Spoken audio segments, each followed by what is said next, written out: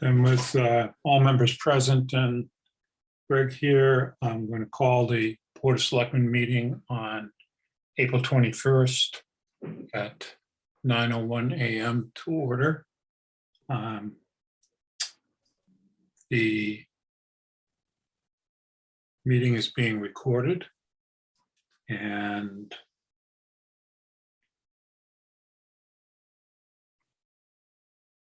I'm not sure whether Gail's taking notes today or Sharon is. Sharon is. Okay. Yep. Sharon is here too. Great.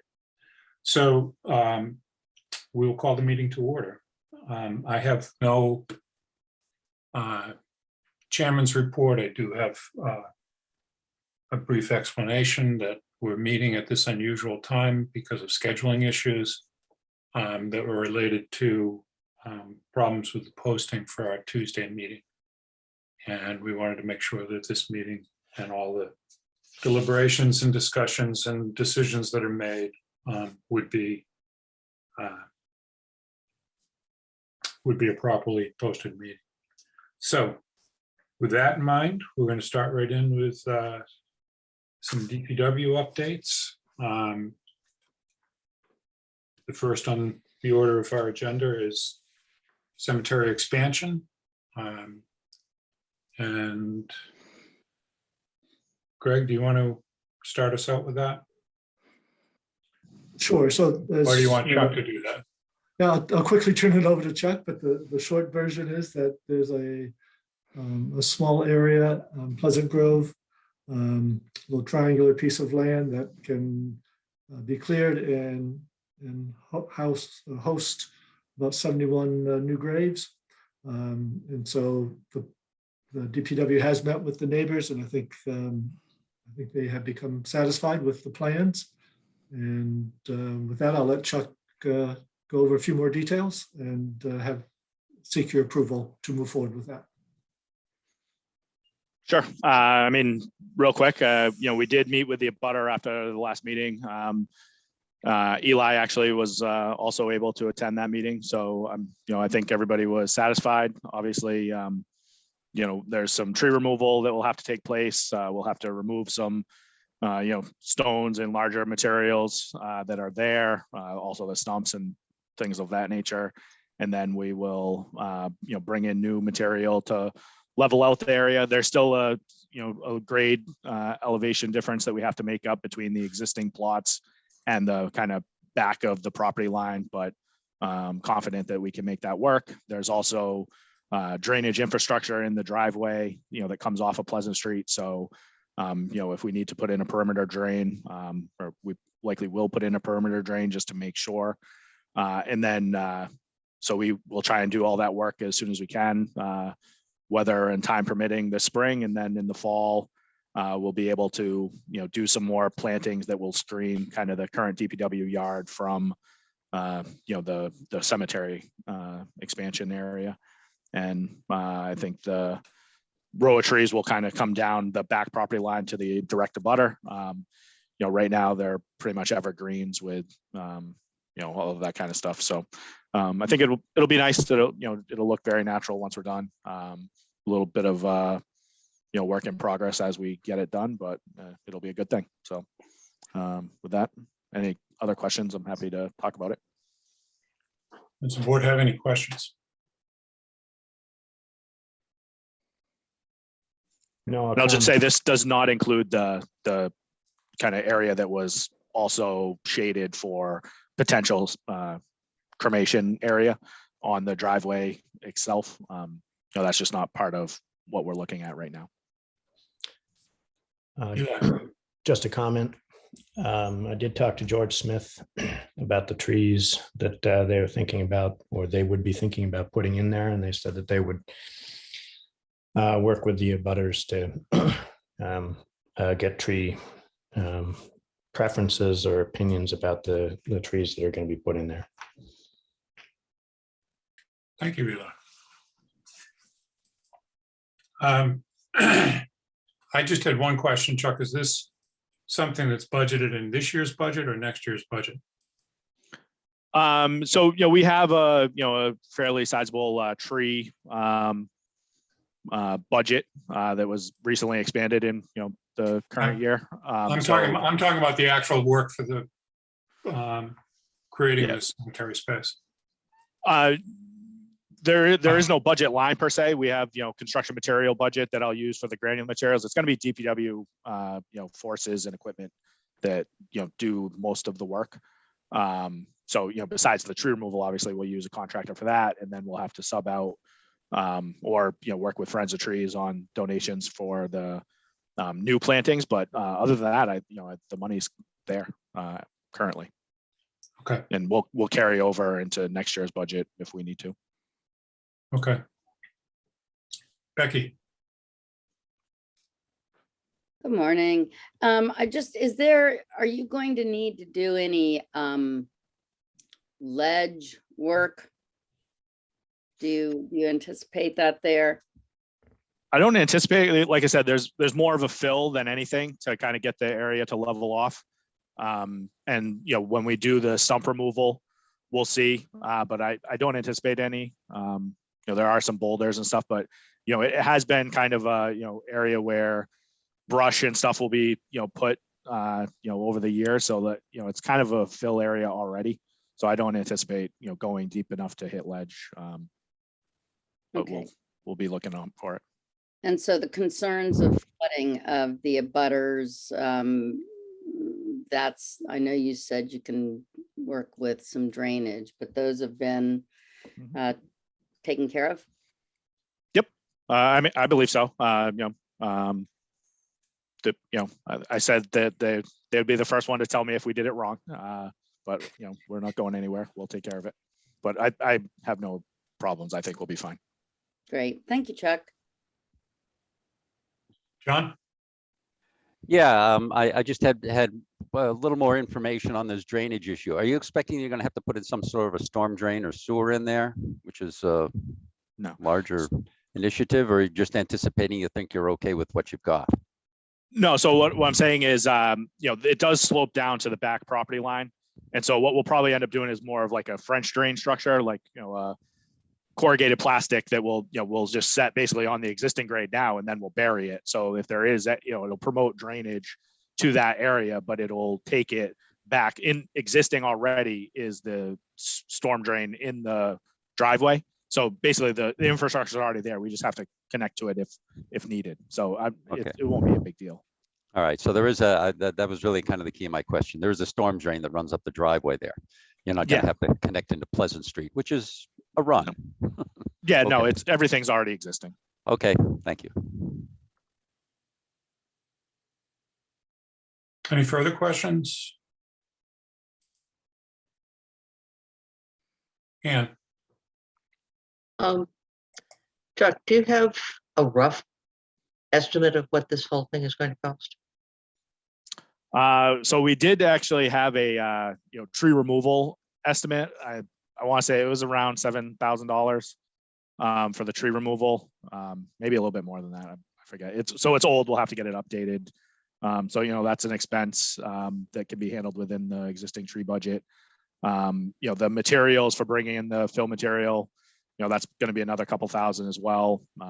So it probably somewhere in the $15,000 to $20,000 range. Assuming the tree plantings are either donated or there's also cemetery funds that we can use if we need to. We do have a wait list for selling the plots, so I kind of think it'll be a wash, if not more. Yep. Thank you very much.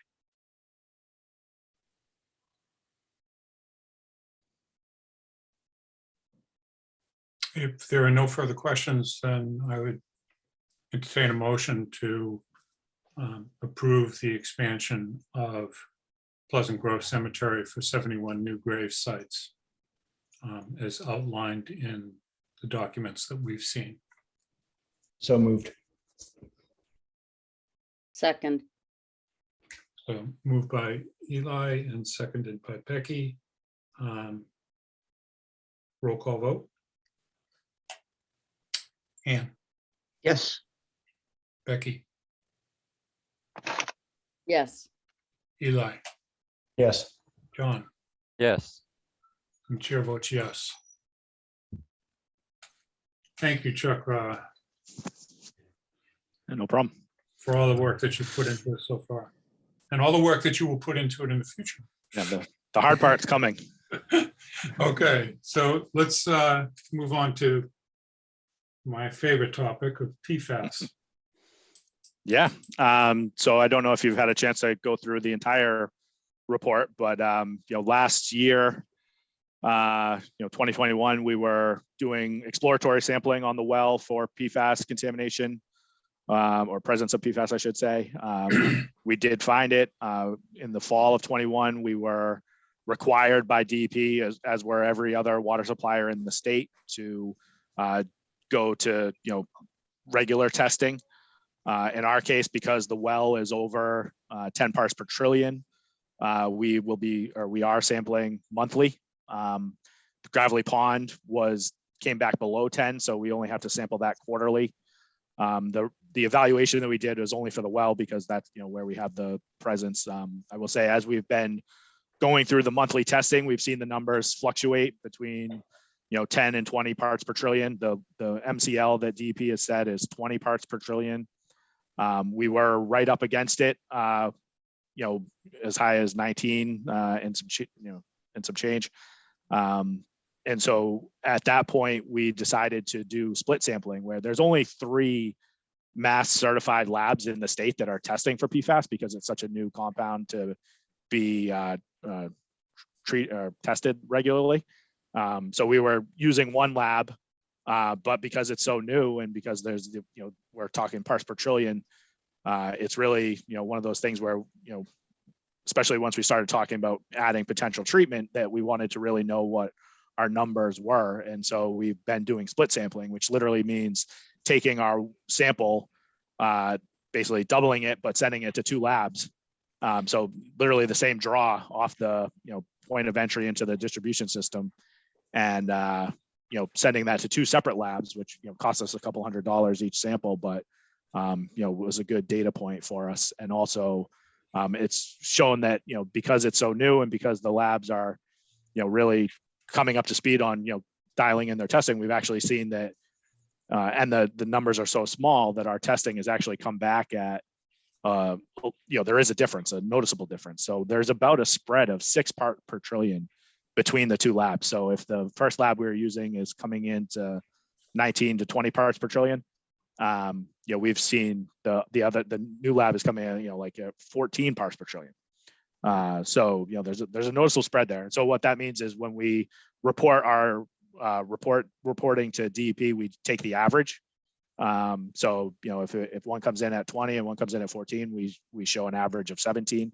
Obviously they get all the data, but this is just for kind of where we are relative to the MCL. So that's what we've been doing on the sampling side, and how that's worked. Because if we do go over the 20 parts per trillion, we will be required to add treatment, or to abandon the source, basically. Which in our case would be very hard to fathom at the well. It's about 40% of our water supply on an annual basis. So it is potential that we'll have to go to treatment. So this evaluation was really to take a closer look at treatment alternatives, as well as where we are relative to the MCL with different the different compounds. I should have mentioned we're testing for 6 PFAS compounds. The total of all 6 has to be 20 or less. So that's what's part of the MCL right now. There are many hundreds of chains of PFAS that are out there, but we're only really required to test for the 6 right now. So our testing does show additional unregulated PFAS. So in the event that those additional PFAS were, part of our reporting requirements in the MCL, then it's likely that we would be over that, whatever that MCL was, or potential. So the long and the short of it is that we have this evaluation now. We are very confident that we can treat at the well for the PFAS compounds that we have, and that we would be likely to be in the non-detect range after treatment. So it's, it costs money, but, it can be treated. And, it'll require a new building. It'll require doing iron and manganese treatment because that will basically allow the media that we're using for the PFAS compounds to last longer and be more cost beneficial. So that's some of the highlights. The price tag is not insignificant. It's in the planning level analysis, we're talking $8 to $9 million of capital investment to basically add this additional treatment and the additional building.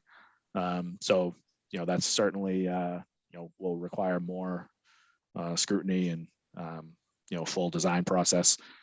In the short term, if we wanted to, we could start a piloting program where we would take our specific water chemistry and we could try some of the different media that are available and see which one works the best. We could also pilot the iron and manganese treatment to see make sure that works the way it should. Those kind of piloting bench scale studies are in the order of six figures, so easily $100,000 to do a big in-depth one. But that's ahead of potentially an $8 or $9 million project, so it's money well spent at that point.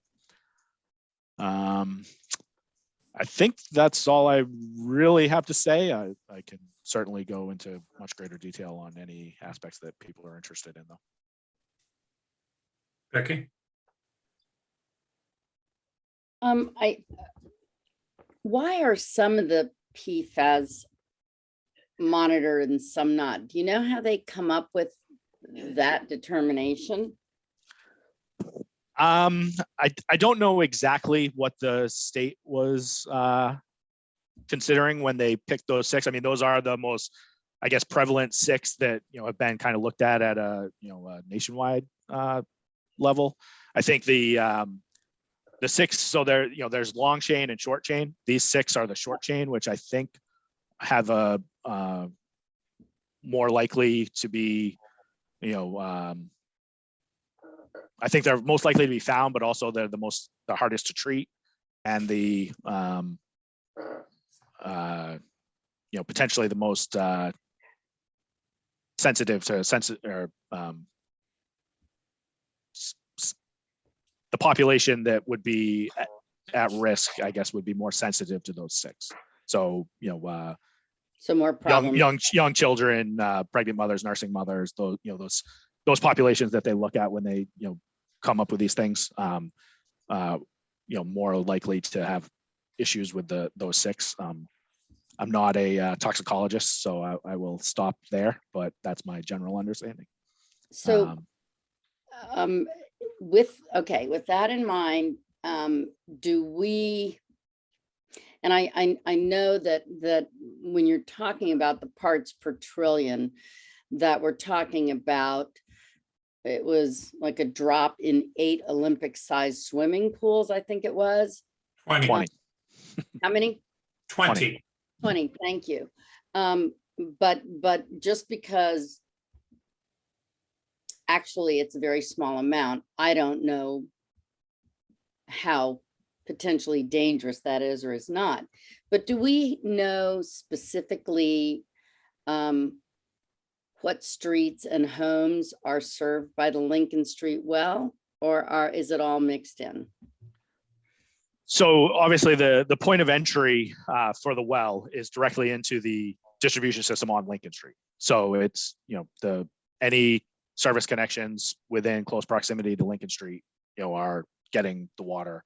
I would say just the way our distribution system is set up and looped, obviously the Gravelly Pond is on one extreme side. It pumps in, with no, very minimal service connections till it gets to the well, or it gets to the tank. So it, we're pumping basically all the water from the treatment plant, more or less goes in and out of the well, or in and out of the tank, and then, supplies the town from, kind of that direction.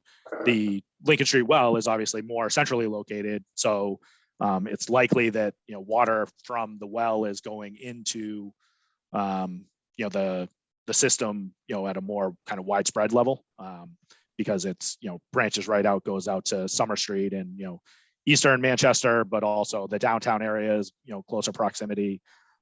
So it's definitely mixed. However, you could probably say that the well, covers more area. Whether or not it's more services, it's likely more services too, just because the kind of neighborhood, area around the well. But it is definitely mixed. There's no set line of delineation. And the other thing is, the well's off sometimes, and the whole system just goes off the tank. So it's not an exact science. There's definitely times where the well's running 24/7. There's definitely times where it's offline. So at that point, everything gets mixed together.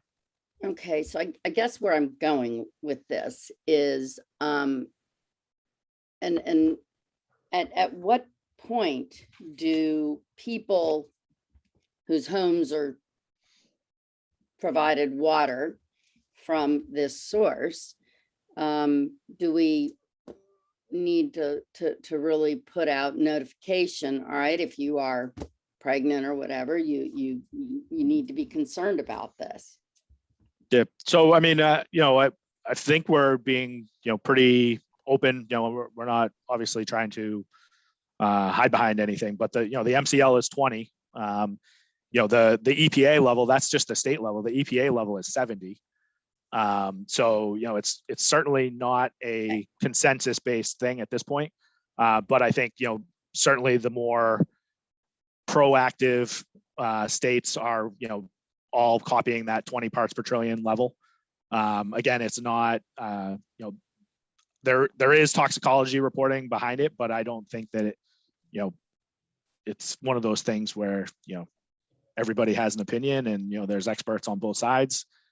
So I wouldn't want to, put myself too far out there one way or the other, but, so it's 20 MCL, and we're all working with that as our kind of benchmark, and we're below 20 MCL. So Right. I think that, DEP is, right on top of this. So if we do go over 20 parts per trillion, we will be, doing a lot more public notice and education. But, the limit is 20. And so that's what we're working towards. Certainly, just as kind of a aside, the iron and manganese that we see at the well is above the secondary limit.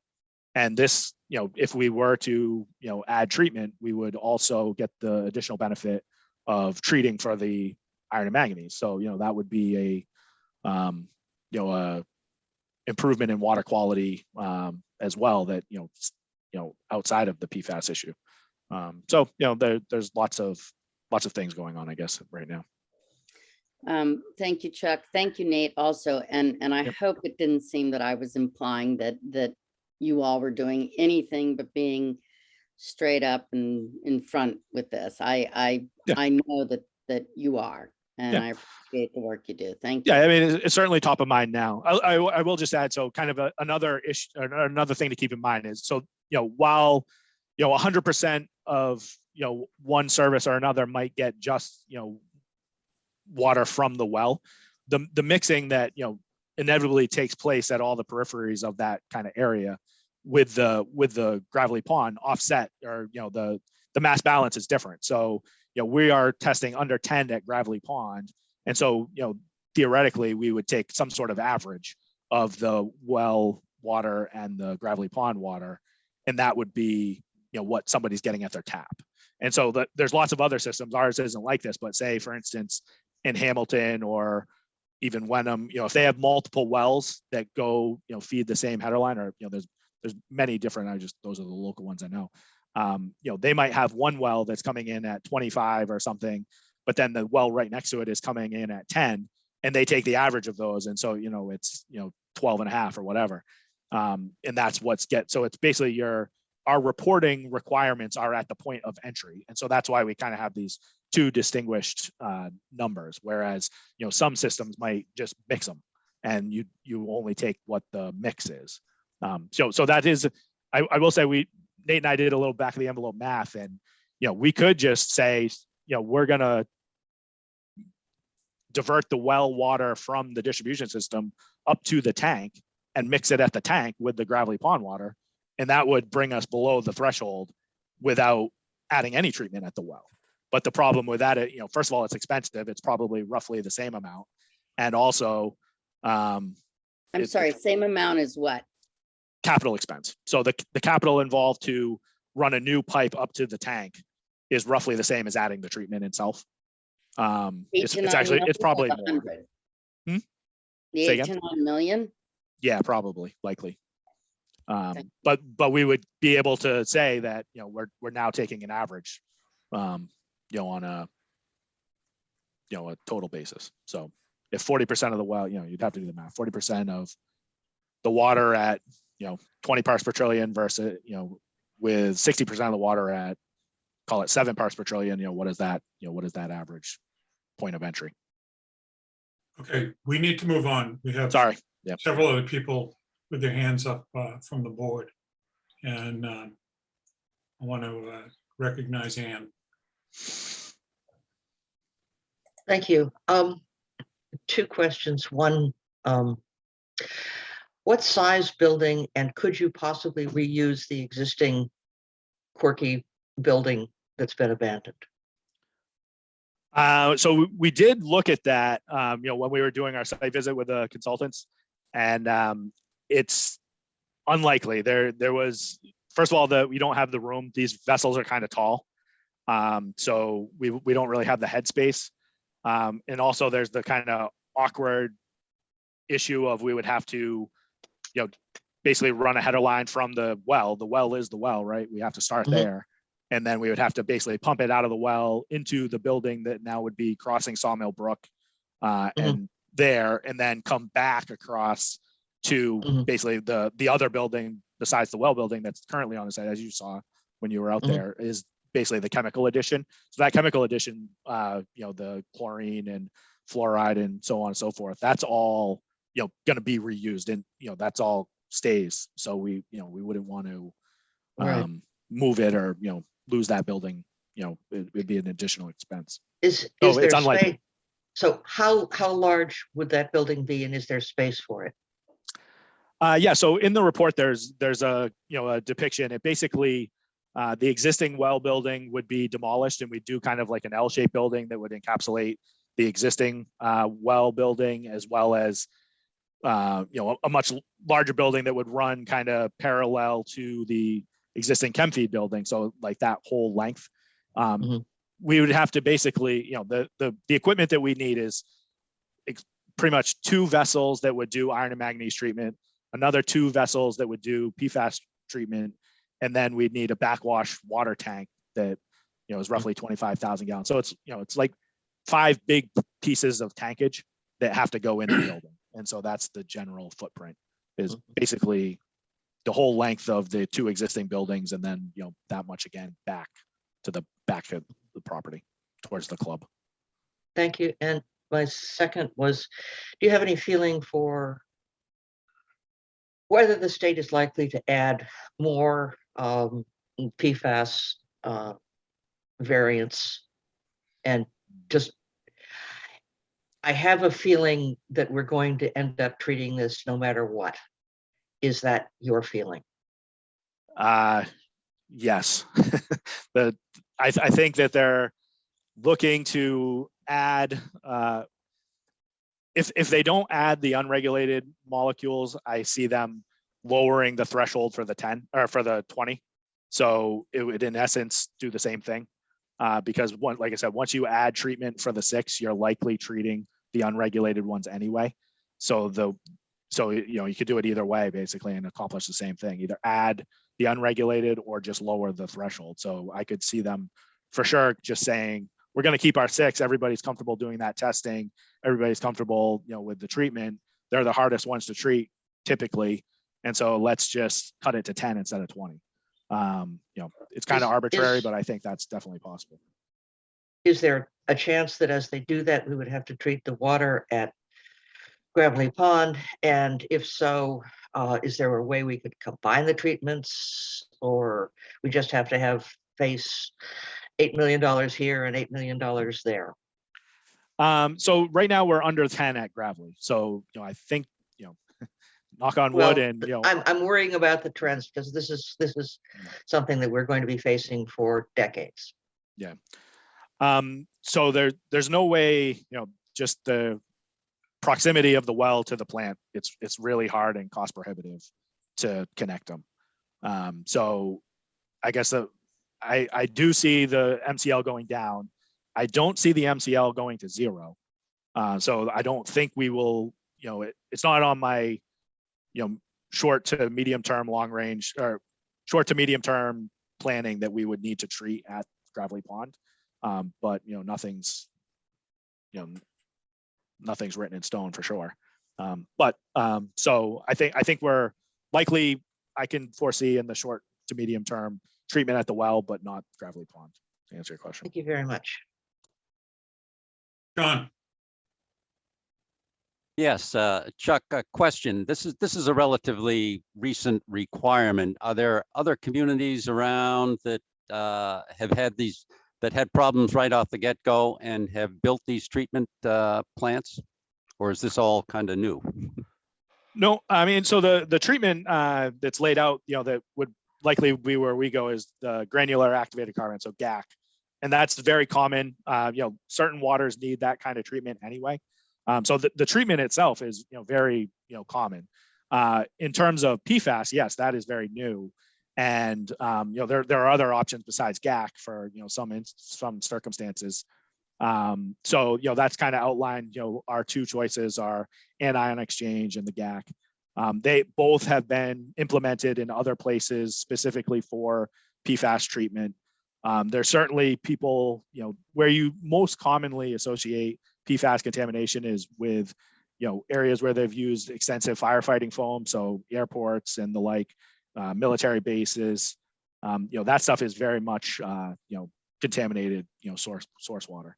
But now, because they're treating it or, making the MCL at such a low level, people are finding it in everyday areas. So, Greg and I were talking yesterday, like even in areas where, you don't have these, point sources where, like the Air Force bases or the like, even septic issues could come up because, this stuff is in everything. It's a household product. It's Teflon, it's fleece, it's, dryer sheets. It's all of these things, anything that basically wicks water, has PFAS in it.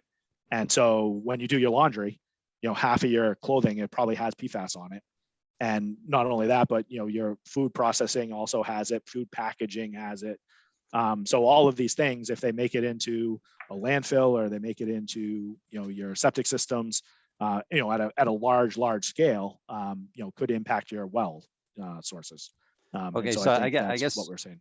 I'm getting at, so there are other communities that are using this charcoal approach, perhaps not necessarily for PFAS, but they've got it in their system and it obviously will pull out PFAS as well.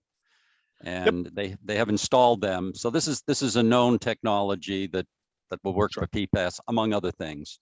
Yep. And it's a benchmark. So the cost here is fairly well established. Yep.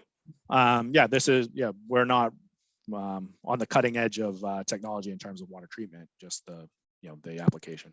Okay. Do you happen to know if there are other communities in the area that specifically for PFAS they've had to put this in? Oh yeah. So Nate just put it in the chat, but Air is a community that has their system in. I think Littleton is in the midst of commissioning one. I was actually at a meeting in Hamilton the other day, and they're putting in GAC for other issues that weren't related to PFAS, but they will get the additional benefit of PFAS, removal from their wells. So yeah, it's totally been done around the state locally. Okay, all right. So there's the added advantage that you may be solving other problems that may not yet be anticipated, but charcoal will do the job. Oh yeah. Okay. Thanks. Eli? Two questions. One, I'm assuming that we don't anticipate being able to, find any source or ultimately remove the ambient contaminations that we're seeing. And the second question is, what is the confidence interval or accuracy of the PFAS testing right now? Is that 20 parts per million plus or minus 1%, 2%, 5%? Do you know? So unfortunately, I don't know. That's why we went to the other labs, and certainly there's a divergence there, to 6 parts per trillion, which is, roughly 50%, a little bit less than 50%. So they're not close at all. But we have to live with it.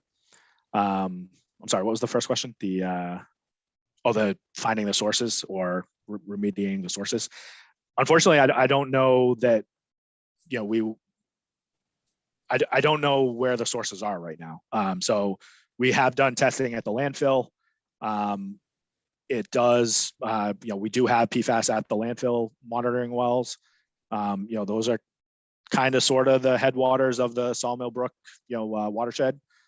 So that, I would, it stands to reason that, it could be coming from there. There's also other uses, land uses within the watershed. There's 128 within the watershed. So, at these levels, any of those could be potential sources. And so I don't know that, a whole bunch of additional testing and potential remediation of those will be any less. It likely won't be less than just adding treatment at the water source, the drinking water source, I should say. If I can jump in, I can add a little more to Yeah. that. This is Nate. So one of the, I think, big things, they've kind of gotten a handle on, the treatment aspect, and the next kind of area that a lot of the consultants and DEP and regulatory agencies are kind of focusing on is now, how do we track it? Where is it coming from? And can we remediate, the point sources of where it is located? And a lot of it is kind of still a mystery of how we can do that and how towns can do that, especially the ones that aren't, necessarily, don't have an airfield, don't have, the common, industries that are associated with that, very similar, I'd say we're, Manchester's case, where we don't necessarily have what you'd commonly think of, the PFAS, but it is a lot of, there's a lot of towns that are in very much our same position. So that's, where the science is focused on right now, is trying to figure out what they can do to remediate in place. Can they make, essentially, barrier walls, more or less, with various, I don't know how best to describe this, drilling wells and, injecting essentially a, certain material that creates a curtain wall to stop the flow of the PFAS, downstream. So that's still a lot of questions in that area about it, but it's a lot of the consultants are now, and other area towns are starting to do that type of investigation to see, tracking it upstream to figure out where it is exactly coming from. Okay, thanks. Okay, Becky? Just a quick question regarding the, you mentioned 128 and road runoff, and we are later going to be discussing Tobacco Road a little bit. Is there any concern with the fact that they're now going to repave the road as it is currently closer to Gravelly Pond? Is that something that we need to be ahead of and see if we can readdress that? Certainly it's something to think about. So I don't want to say that, that just having a road is, cause for PFAS, because, obviously we have Lincoln Street is, a street right next to the well as well. So, I don't know that that's the answer either, but, it's just potential. And so certainly, I guess where I was thinking more, there's certain, spills or, whatever, the firefighters respond and they, spray their foam or, stuff like that, could, always be an issue. So certainly 128 is much more heavily traveled than Tobacco Road currently, or, in the future. But that's not to say, certainly I will want to see the plans. My general sense is that they're looking to do the best they can with terms of, road runoff going away from the pond. and I think that'll continue to be something they're striving for. But certainly it's not as good as going 300 feet away from the pond or something like that. But it is what it is. Okay. I don't want to spend a long time, much longer on this. We have other items to deal with today, but Christina. Thanks. I just, one quick question, maybe two. Is this report that you keep mentioning, is it posted on the website somewhere? We haven't done that yet. Okay, and then my second question is, I know it's actually the Brook Street turf is, but have you seen any correlation between the turf or anything used at like maybe the golf course that could be contributing to this? Have you seen any studies for that kind of thing? So I was just wondering if we are talking about high school turf, is maybe that's something that we should be looking at to make sure that's not contaminating the well. Seeing it's right there. That was it. Thanks. Yep. In terms of the turf fields, I actually did bring that up, and it's potential, but it hasn't been studied yet. So I don't know for sure, but I definitely think it's a potential high likelihood that it has PFAS in the manufacturing of the turf. I have talked to the Essex County Club, and they it seems unlikely that their fertilizers and stuff would be contaminating the aquifer. They have a very regimented approach to how they handle the fertilizers and so on and so forth. So it seems like from what I can tell, most of their fertilizer is taken up by the leafy material of the grass and turf, and not going into the soil. They have it they literally have it down to a science. So I'm less concerned about the club at this point, but it's certainly another big user or land area. As we're doing the field projects, we are talking to our consultant about turf. He said it's pretty unlikely that the turfs do contain any PFAS, just based on the data manufacturer.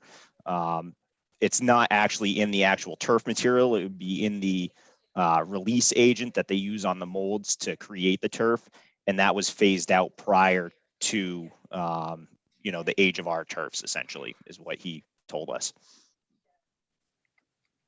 Good. Thank you, Nate. Yep. Okay, Mary Foley.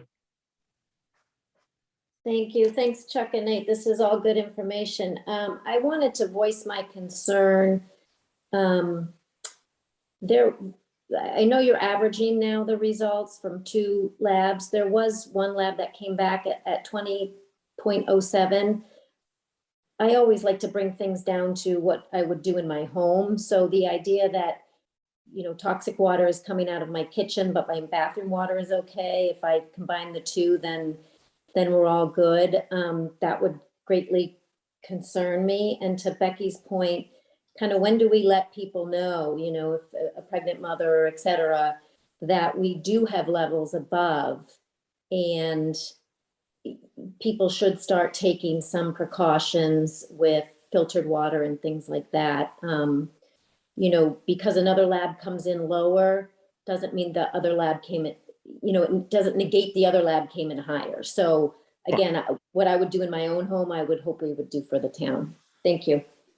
Yep. And so, I do think about that. And one thing I will say is, the MCL is not based on one sample coming back at 20. We average quarterly samples as well. So by the token of us taking another lab, that's just to QA QC the original lab. But the results, then for us to go over the threshold, and to be required to add treatment, we would need much more than just one test. So I do take that point, and I don't want to act like I'm trying to test for any sort of outcome. I'm just saying that there is a process by which we're following, and it was sheerly just to check that lab. I don't think that either one is right or wrong necessarily. I just think that it's good practice to have more than one result that you're basing this on, and that's where we are right now, and that's what I would do in my home. Thank you. And could I just point out, there was an article in the Gloucester Daily Times this morning about PFAS, and some towns are starting to look at requiring private wells to monitor for this if a property switches hands before it, is sold, that the private well has to be tested. So perhaps that's something Manchester should look at as well. Yep. So I have discussed these results and, kind of kept the Board of Health and, updated them on what we have to do. They are the ones that, handle private wells. So definitely something that could be considered. Okay, I have a question for Greg, which is, we've made reference to the cost of this project, which is substantial, and also reference to the possibility that that there may be state funding coming. What do we know about state funding at this point, and grants that might help offset this very substantial cost to the town? Do you want me to answer So- that, Greg, or do you have it? Yeah, go ahead, Chuck. Yeah. So, I mean, right now at the state level, the Pfas funding is going through the state revolving fund. So the Massachusetts State Revolving Trust. And so it's one of those hard things where Pfas is definitely earmarked for grant funds from the state and, low interest loans. However, we are not officially over in violation of the MCL. And so the money is basically prioritized for people that are over the MCL. So we would likely be able to apply, or we definitely can apply if we go forward with, more treatment, or, if we get over the MCL. But it's unclear right now how much of that would be grant versus low interest loans. And because we are actually under the threshold, we might not get prioritized at all in the short term. Sure. But I just wanted to know whether there was funding potentially available, or are we looking at, oh yeah, we should get to that in terms of the legislative agenda and funding sources? Yeah, no, they are making money available. However, when they put this MCL in place, there was no funding at that time. And so it's, everybody's kind of in the same boat where if you're over the MCL, you're really up against it because you're adding this treatment at your cost. And, so they're prioritizing those people first. Okay. Okay, and just in terms of private well testing and PFAS, this is anecdotal, I understand, but I wanted to raise it. The elementary school that's about a third of a mile from where my daughter bought a house in New Salem out in the western Massachusetts has PFAS levels in the 30s. And the town of New Salem is addressing that issue. This was before she bought her house. I went and had her well, because she's on a private well, tested. And there was no trace of PFAS in her well. And it's a third of a mile away. So these flows and aquifers are really tough to pin down in terms of going to source contamination sources and mitigating at the source. Particularly, as Nate said, when there's no significant military presence or airfields or, fire foam being used in that area. These chemicals are popping up and they need to be addressed, but where they pop up may be at the well or not. So just as a comment, particularly around private wells and testing at the time of sale, that's a tough one because as Chuck well knows and the town now knows, you got to test multiple times to determine where you are. So this is a really challenging problem and we're going to need to continue to stay on top of it. We appreciate all the work that Chuck and Nate have done on this so far. And we need to continue to monitor it. And if we should get results that start to go over consistently, the need for mitigation will need to be addressed with a good plan. And I think we've started to get that plan. So I appreciate the work that's been done on this. Okay. If there are no other questions, this was primarily just reviewing the status of PFAS at Lincoln Strait. I appreciate the fact that you've used two sources to test, because testing can be, when you're talking parts per trillion, that's a minuscule amount of stuff. And testing can be really challenging. Sensitivity of the test can be really challenging. All right, Chuck, if you can hang out with us for a little bit here. Our next item is a sewer commission discussion. Yep. I'm on the clock with the 9 a.m. start, so no problem. Okay. Greg, do you want to start us off on this, please? Sure. So overall, sort of lay of the land, our sewer plant is rated for 620,000 gallons a day of processing. We average 670, Greg, 670.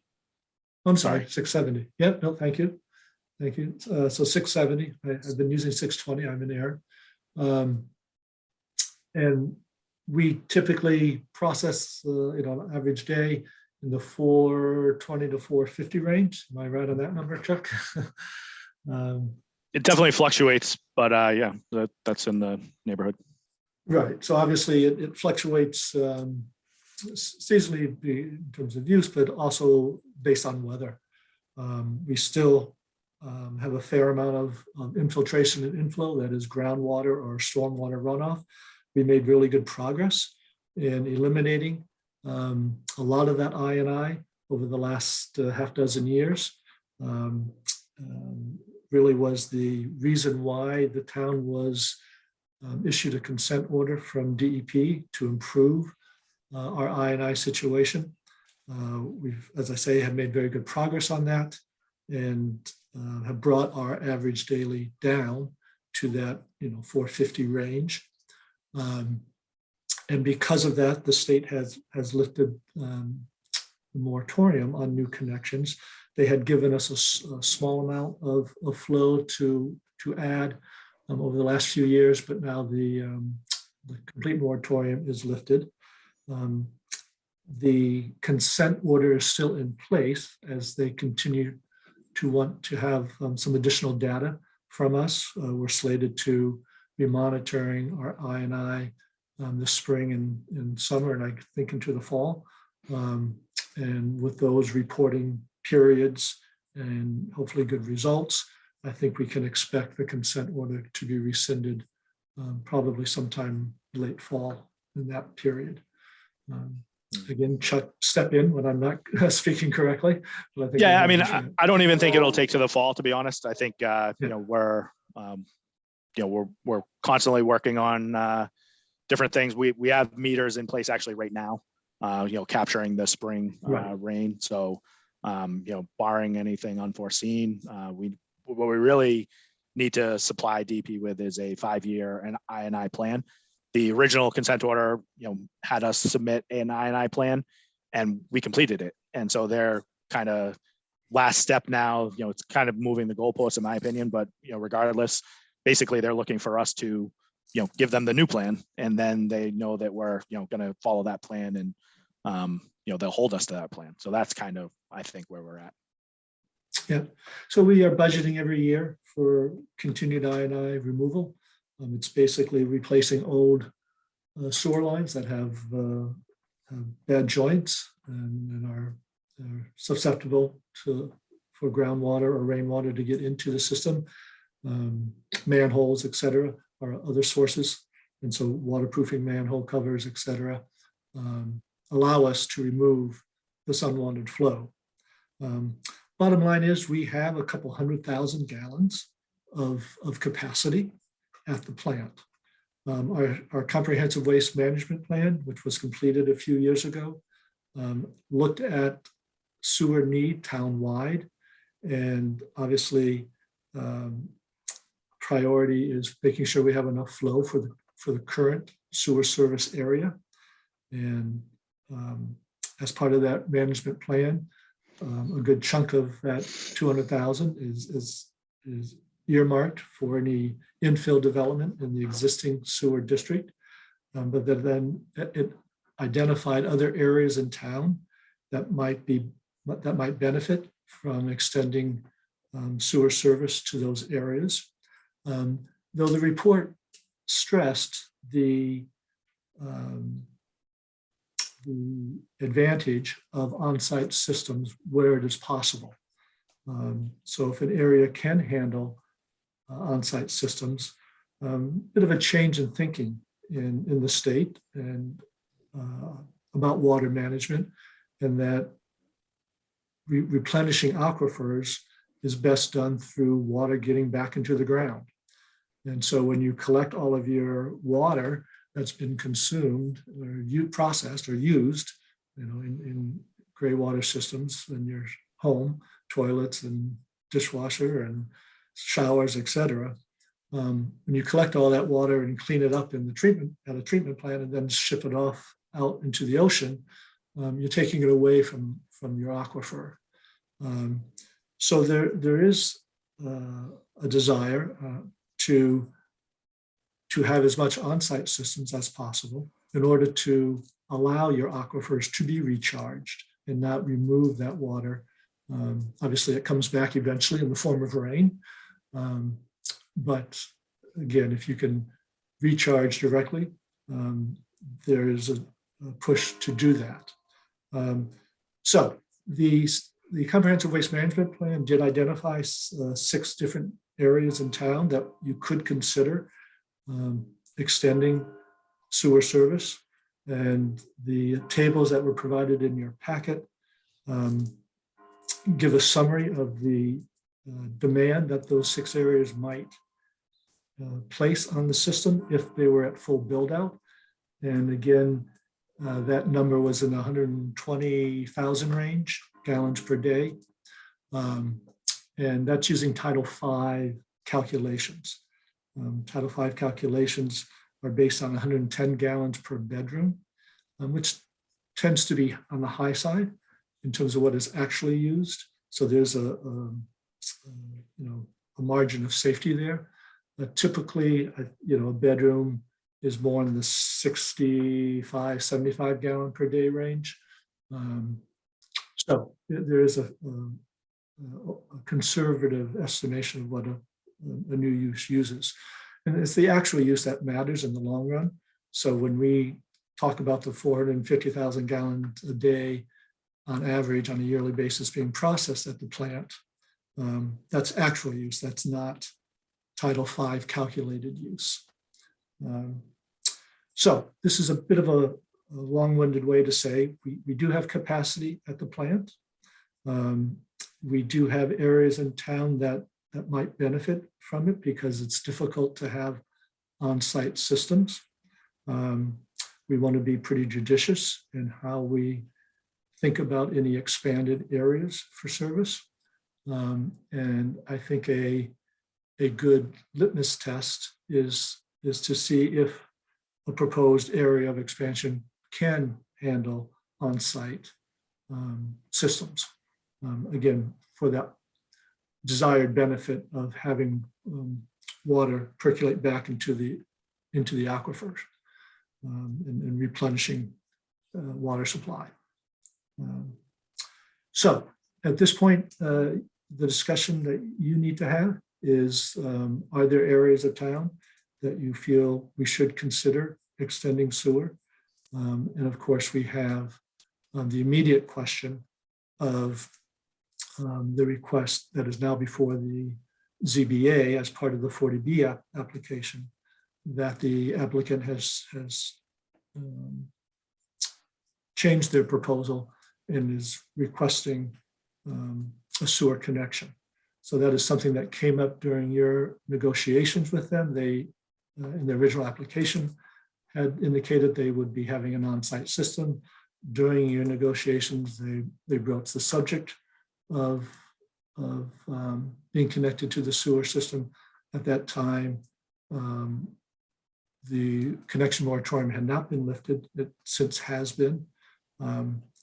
But you still have the ability to say no if you feel that that area is better served by on-site system, or you have other priorities for the sewer flow.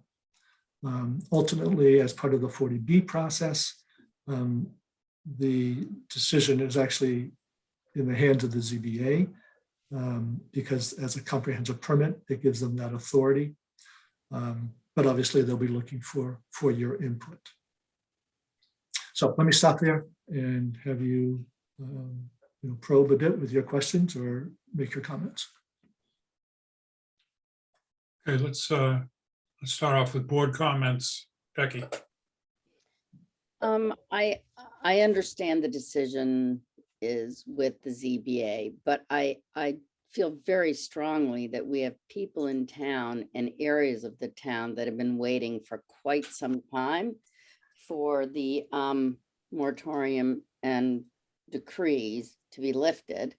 And I would fully support that before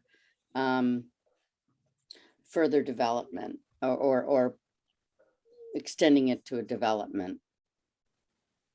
Thank you. Thank you. Eli.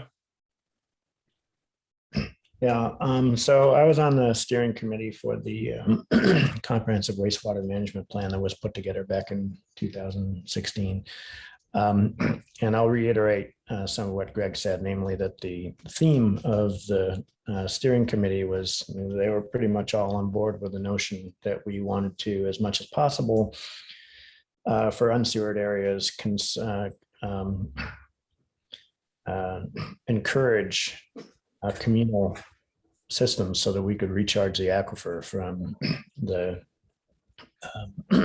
outflow as opposed to shipping it offshore.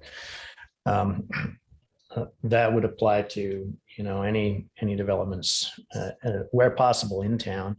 It was particularly applied out in Raymond Street for two reasons. One, for that reason, and two, because the expense of running sewer out to that region was very expensive, really, really expensive. So as far as the tables that we got for areas for modest increases in sewerage in town, that was pretty carefully thought out and analyzed when the comprehensive wastewater management plan was put together.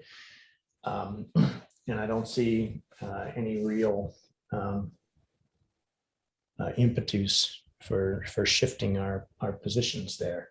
As far as the limited commercial district was concerned, the anticipation there was that there would be a possible extension of sewerage out there, but that was to supply areas that where it was infeasible to put on-site treatment plants. So out in the rocky areas where the MAC is and where there's just mostly ledge, where things have been quarried out, and it would be difficult or impossible to put on-site systems. That's what we were thinking about and discussing when we talked about the limited commercial district and the comprehensive wastewater management plan. So again, the policy at the time was to encourage, where possible, on-site communal systems. And as far as the request from the 40B developer was concerned, they originally came before the town with a request for a development where they proposed an on-site system, and it was feasible to do an on-site system. And during the LIP negotiations, that was what we wanted to hold them to for these very reasons. Namely, they came to us with that proposal, and we wanted, as much as possible, large new developments where possible, if it was feasible, to use the output to recharge the aquifers. So I don't see that position, in my view. My position on that hasn't really changed. And I think that that's the position that we ought to take. Okay. Thank you, Eli. And one area, and perhaps an area that concerns me is those private septic systems that are in the zone 3 of our watersheds. I understand the desire to recharge the aquifer. What I am concerned about is that there are other people like me who don't pay a lot of attention to their private septic systems. And I think we are somewhat at risk for failures of a single house septic system in the zone 3 of our resource areas. Whether the solution there is to coerce people into building a neighborhood system which does recharge, or extending a sewer line out, say, Loading Place Road and Mill Street. I have no idea, and hope that we get good advice. I'm sure that we will get good advice from our DPW. Thank you.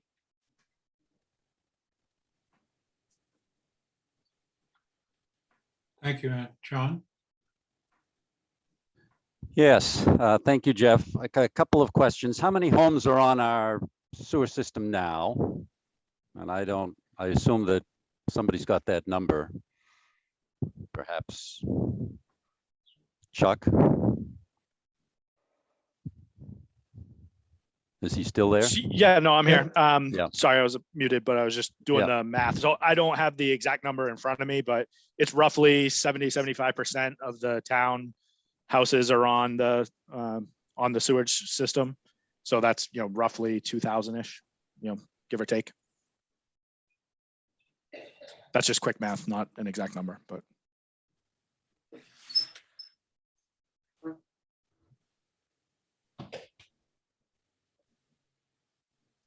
John, you're muted. John, yeah. I'm sorry. I assume that the LCD area, this will be a topic that will come up with that. And I understand that the geography there is difficult to work with a communal type of system. What is the calculation in terms of usage up there as compared with residential? I mean, we've got residential numbers here, but commercial is very different. It depends whether you're manufacturing, and obviously an office doesn't use very much, but other types of facilities do. Is there some sort of assumption that's applied to that? So yeah, there's definitely, different industry standards for different types of, uses. I would say I don't have an exact number for any specific industry or not. The number that's kind of been floated for, I'll say lab space development would be roughly 10 to 20,000 gallons a day.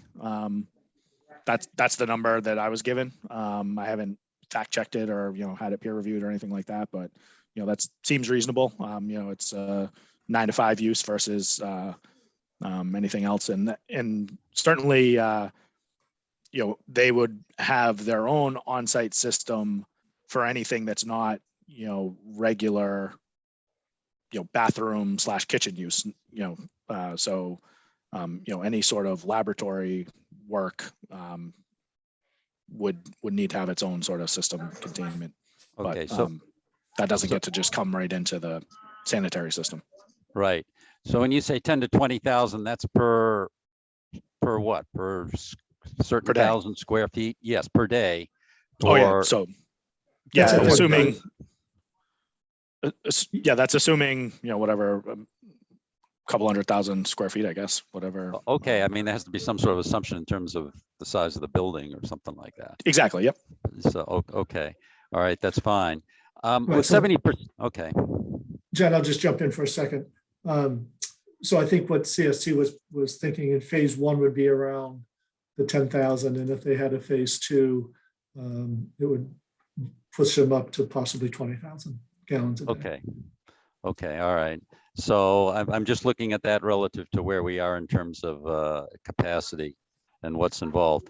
I echo Ann's concerns a little bit with regard to communal systems, septic systems in zone 3. 70% of our houses are on sewer, and I assume the vast majority of those are certainly within the Zone 3 area of the aquifer. So it seems like most of the houses are involved. One thing, I have not studied this whole problem from 5, 6, 7 years ago. Pretty much most people, if they could get on sewer, they would prefer that to septic. Is that the general public's desire? Was there a survey that was Pay the betterment. was there a survey done associated with the 2016 study that Eli had mentioned? Nobody. I don't know that there was a study done at that time. You know, in general, I would say most people would rather do that than maintain their own on-site system. But certainly, if they have to build out a couple thousand feet of sewer main, you know, to get to their property or, you know, their neighborhood, you know, that's kind of out of the question. Comes very cost prohibitive very quick. Yes, no. But people that are close really want it for sure. Okay. It's not universal. Some people who just put in new septic systems, for example, have invested a significant amount of money, which is going to serve them well for a long period of time. They go on sewer, they're going to be paying sewer rates. They don't really want that. So it's not universal. Okay, but if John, before Go you ahead. proceed, Nate put up in the chat that we have 1,400 sewer billing accounts. I'm not sure how that translates into 70%.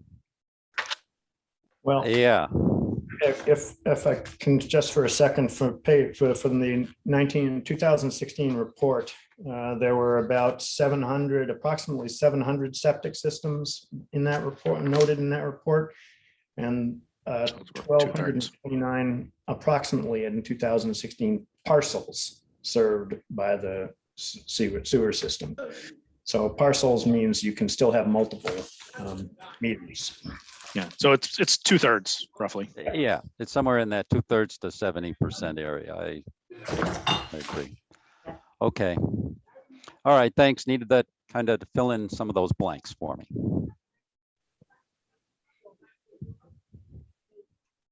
Okay, Eli. Actually, I just made my comment. Okay, thank you. I have a question which is related to all the I&I work that's been done. How much has our sewer capacity, or let's put that differently, our wastewater treatment plant use decreased as a result of the I&I work that's been done over the 5 or 6 years? So we do track so our permit is based on the 12-month rolling average. So if you go back to, you know, when the consent order was, you know, implemented, you know, we had a 12-month rolling average that was, you know, in the 600,000+ gallons. And now, like Greg said, we're down in the 450 to 500 range. So, you know, it's pretty significant to, you know, about, you know, 25%. about a couple 100,000 gallons a day, really. Yeah. Okay. And in terms of what's left to do in that work, will we see any further significant increase in capacity at the sewage treatment plant? So, you know, it depends obviously on how aggressively we go after it, but there certainly is still II. You can tell very much that, you know, when we get the heavy periods of rain, you know, last July, we got over 12 inches of rain and, you know, our flows went up, you know, corresponding to that. So, and then right now we're, like I said, we're doing metering in the sewer system, the collection system itself, which, you know, when you do the math on all that stuff, we definitely still have II. So, it's hard to put an exact number on it because it is, you know, it fluctuates with groundwater conditions as well as precipitation, but it seems like there's, you know, still 6 figures worth of I&I to go after. You know, and the low hanging fruit, so to speak, we've gone after, and that's, you know, what's gotten us where we are now. It becomes much more costly per gallon to get out, you know, the further you go on that. So that's kind of where we're at right now. So, you know, right now we've done mainline repairs, we've done manhole repairs, like Greg was talking about. The next kind of step, you know, could be, or, you know, will be to, go after service lateral connections. So the connection of the service lateral to the main line is, where you see II, but it's more expensive to go after that than the main line. Also private inflow, which is people's sump pumps that happen to be connected to the sewer system. Those are much more expensive to get people to move off of, because we don't know they're there really, but then once we do the inspections to get them, and then the, investment in, having them removed, that costs more money than just going after the main line. So that's all I'll say. But Is that an approved use, Chuck, to have a sump pump that's tied in? No. In fact, it's not approved, it's illicit. You should not do that, but people sometimes don't know the difference. Okay. So that's on the capacity side. I Yep. want to raise a question about the LCD and, excuse me, in particular, the SLV project. Mhm. They're going to blast through 40 feet of ledge to build this property.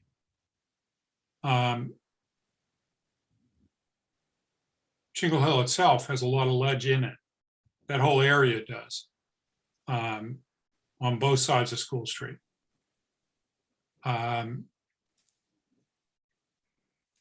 Is it even possible to consider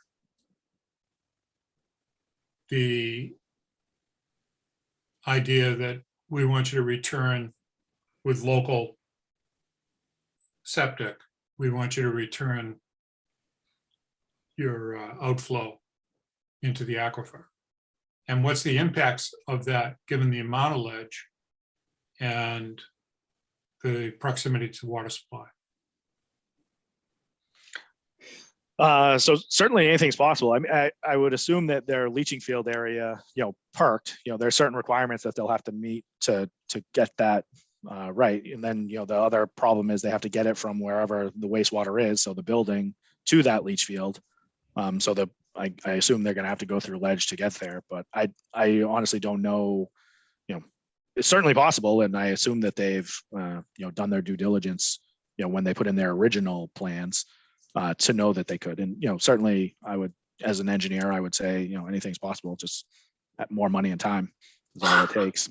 So that's what we all love about engineers, Chuck. From that perspective, it certainly can happen. But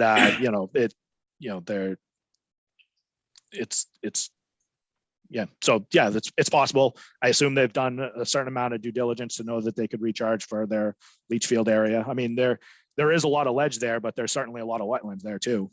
So that's I'm sure also part of the equation. Your assumptions about their due diligence are generous. Yeah. What they did with the Board of Selectmen during the LIP process, the negotiations, was to kick the can down the road. Yeah. And they said, oh, we'll get that information to you when we actually get to the ZBA. And now that they're at the ZBA, they're saying, we'll get that information after you make a decision about what you're going to do next. Yeah. In terms of whether you're going to allow us into the sewer system or not. Yeah. So they did a 180 so for sure. I don't know if they've done much of any real solid engineering work to make a determination about the viability of a leach field in that area. Yeah. Well, it goes back to John's comment about, do people desire to get on the sewer system? I would say in this case, it's cost prohibitive either way, but certainly they've made the calculation that now it would be easier to connect. And that is not an easy or cheap process to, run a line down School Street. Yeah, getting across 128 will be quite a feat. Again, a lot of ledge and going underneath. That'll be a huge challenge. Which they're already considering for the water system. So that's regardless of what happens on the sewer side.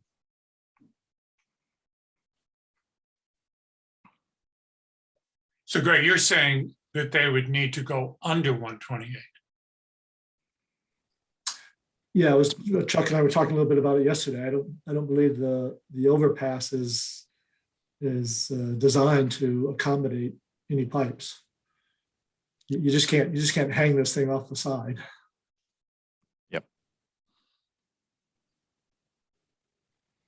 And whose responsibility is that?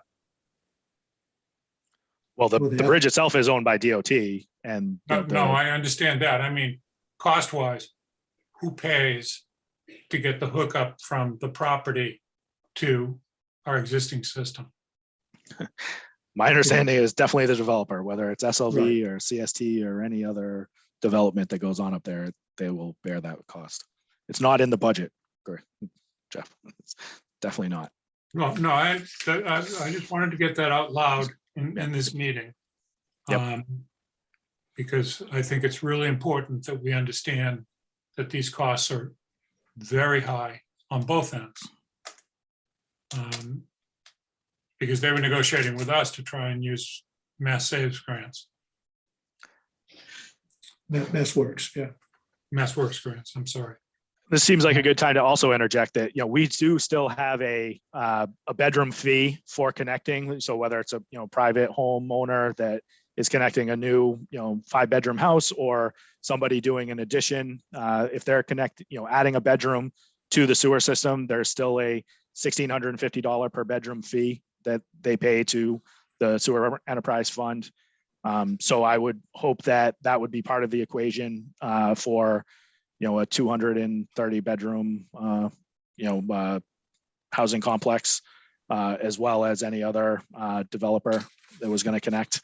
And I also think that, having some sort of II fund, this might not be a conversation for today, but, for connections, I think that 1650 is doing that on the, on the individual basis side. But if there's going to be future development in the LCD or other areas that are, kind of non-conforming issues, I would say that, having some sort of II fund or, paying for those projects that I mentioned, to basically offset their capacity in the system by chasing that II is something we should consider.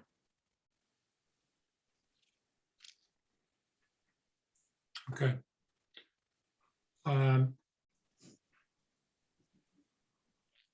Thank you, Chuck, for all of your knowledge and support with this in terms of us understanding what we're doing. And Nate. And Nate, we have a team. Oh, yeah. And so I didn't mean to leave Nate out.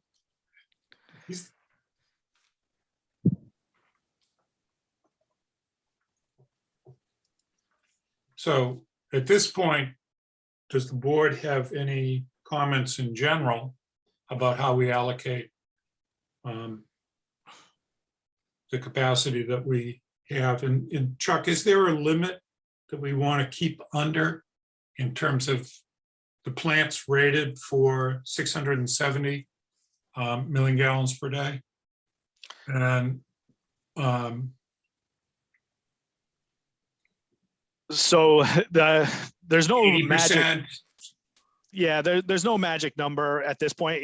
What triggered the ACO in the first place was we went past the 80% threshold without having a CWMP in place. Now we have a CWMP in place. So, we've kind of done that homework, so to speak, on, how fast and where we will add flow. So as long as we keep the II number in check, and that's where the 12-month rolling average comes in, is, that's kind of looking at our past 12 months of flows and seeing what the trend is. Like I said, we had a very wet July last year.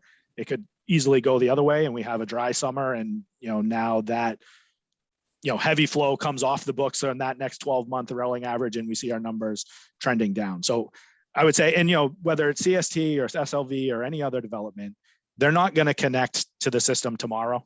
So as long as the town, which, as far as I'm concerned, has been here doing doing their due diligence on removing the II and continuing to go after that II, I don't see any scenario where we, blow by our 670,000 gallons and we're, in disarray. There'll be much more bigger issues at play if that happens, which, sea level rise and that kind of thing. But so we're not there yet. And I don't have a number in my head to say we need to stay 10% below. But I will say, if we ever decide to not fund our II projects, that, I could see us, really having to look at that, because, this stuff will sneak up on you if you don't keep on top of it.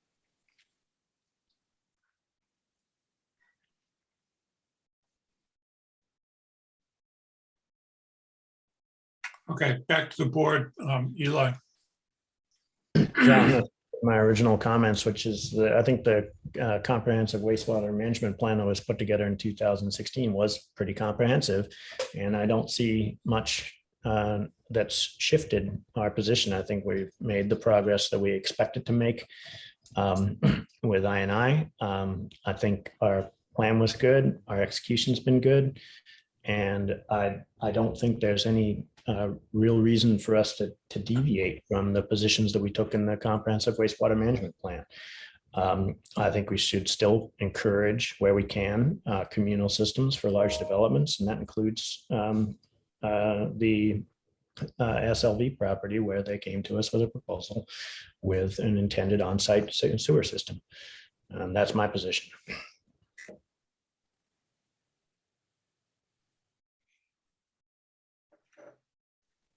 John. Yeah, thank you, Jeff. I'm just kind of looking at the findings from the 2016 report. There's no prioritization of with regard to the study areas that were looked at. There are about 4 or 5 that it was looked as that would be appropriate. Can I assume that this I&I monies, the monies that are being poured into, no pun intended, the I&I issue, eventually those monies could go to other things like building out the system rather than constantly plugging holes. I see that our capacity, I see that probably our usage based upon the I&I problem we've got right now may go down to maybe 350,000 gallons per day. Right now it's 420 to 450. And I think, Chuck, you said maybe there's another 100,000 gallons you might get out of you might gain in plugging the holes. Our capacity is at 670, and 20% below that, which I think you mentioned was a cutoff, but beyond that, the state has issues. That's at about 550. It looks like we've got 200,000 gallons per day to work with, which is a lot. And, I'm just asking if there is a prioritization that has been done with regard to the various study areas that were in the report from 2016. But I would endorse the report as it stands. And as Eli says, yes, with whatever's going on for the LCD and the SLV, however that works out, it seems that we do have capacity for all of that. Okay, and I'm sorry, John. Yeah, just was any prioritization made with regard to those areas? Eli, I guess you were on that study committee, or they were just kind of defined as areas of need? No, I don't think that there was prioritization. Okay. I 3 or think- 4 of them. Right, and I really think it's driven by, is there a cluster of failing systems? So, Yes, and over 5 or So- 6 years, that number may shift around. It's been right. a few years since then. Okay, and As I look at the study areas, area 1 and 2 are quite close to the existing sewer system and therefore would be much less expensive. Areas, which is area 1 is West Manchester, Forster Road, Woodcrest, and area 2 is Smith's Point. Area 3, 4, and 5 are closely related, all going out way out Summer Street to Coolidge Point, Hickory Hill, and Raymond Street. Has anything been done to look at the feasibility of a communal system on the Raymond Street area? So unfortunately, Board of Health is really in charge of the septic systems. And I will say, responding to Sue Brown in the chat also asked about Board of Health policies. They have been going along all of these areas and investigating testing their systems for compliance, as well as making, when they property switch hands, doing the Title V, work to, either upgrade them or bring them into compliance. So that has all been ongoing. And on top of that, I will say, we, between the stream team and our Salem Sound Coast Watch, we do a lot of sampling in those, Wolf Trap Brook, I think is the name of it. And there's a couple other areas. So we have been testing for, failures of septics and issues like that. And we haven't been seeing them, at least lately. So I'm not sure if that answers your question. So we haven't looked at communal, but we have been looking at the systems as they exist today. And it seems like they're in compliance. And I know, there are some that are being upgraded on Raymond Street, right now. So. Thank you Back very in much. 2015, there were some neighbors on Raymond Street who were looking into the possibility of a communal system, but it didn't end up going anywhere. Okay, Becky. I just, John came up with sort of an approximation of looking like there might be 200,000 gallons per day available. And my question is, I think that based on also what Chuck had said at one time in terms of I&I and excessive events, I kind of am uncomfortable with coming up with an approximation like that for what's available when we don't have predictable extreme events to take into account.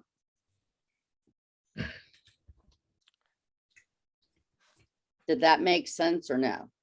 Well, it does make sense. I understand what you're saying. I will say it's based on a 12-month rolling average though. So like those extreme events that happen for, say a month of rain or even, a very intense week of rain or, high tides or things of those nature, are kind of like they're dampened by the fact that we're looking at a 12-month period, not a 1-month period. So I see what you're saying, but on the other hand, we're kind of taking that into account by using the 12-month rolling average. It's just a way of thinking of it. When we were under the, the worst part of the consent decree, where our I&I was really bad, the major issues were the fact that we had tidal inflow going into our septic lines. Those are all the lines downtown that were badly corroded. And every day we had, when the tide would go high, and we'd have massive saltwater flows going through the wastewater treatment plant. That's the majority of where we made gains over the past several years. And that's the reason why the state really came down on us. We had rampant inflow problems. So we're in a much better position right now. Thank you. I think there's also a need to take a look at this in a much longer term, an event horizon of 20 to 30 years out, and not just the pressures of SLV and self-signaling. And that is, we talk about how expensive it is, and I don't doubt that it is, to extend the system out into the area of Coolidge Point and Ocean Street and Hickory Hill and beyond to Raymond Street. But in particular on the coastal side of those, we really face a very tough problem as to septic system failure from ocean flooding. Now there's lots of issues of ocean flooding particularly in the Raymond Street area that don't just involve sewerage, but sewerage is a big one. And the question that I have is, there's still a lot of infrastructure money floating around from the federal government, and whether we try and capture some of that to do a mainline extension out into the unserved areas. And then start to work on betterments from there, so that the residents aren't taking the complete hit of paying for the extension of the system, but they're paying for the hits of hooking up.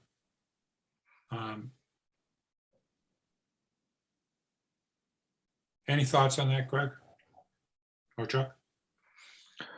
Well, I mean, I understand what you're saying, and it's definitely potential issue. I'd have to study it more to have a really informed opinion. But just off the top of my head, you can. Yeah, I don't even want to say it. No, yeah, it's a good point. We should look into it, but it is very expensive. I will say that. So we would definitely need some sort of federal government or other funding. And from what I'm seeing, I agree that there's lots of numbers that are thrown out there. Our ability to capture those dollars is much harder. Yes, I understand. But they're not going to get, it's not going to get easier as those resources start to dwindle. Sure, but if we're going for tens of millions of dollars, which I think that would be roughly in that ballpark, it's probably at some level we need to make sure we take care of the plant first, because there's no sense in extending the system if the plant's underwater, and that's another 10 million or more. So yeah, it's an ominous situation. I don't. There's not a good answer. So I think it makes a lot more, become much more viable, if you will, if it is part of a plan. For example, if we were to merge with Gloucester in terms of a treatment plant, that's a very, very big mountain to climb, and is years away, and the expense would be very, very high to get all the way to a Gloucester treatment plant. But if that's our best option, in the 50-year time horizon, then it's something that could be pursued, and a regional system like that would be eligible, would be more competitive for grants. Yes, not to be too doom and gloom, but the homes that have septic systems that are going to get flooded out because of sea level rise, those homes long term are in jeopardy. Fortunately, most of the homes are high up.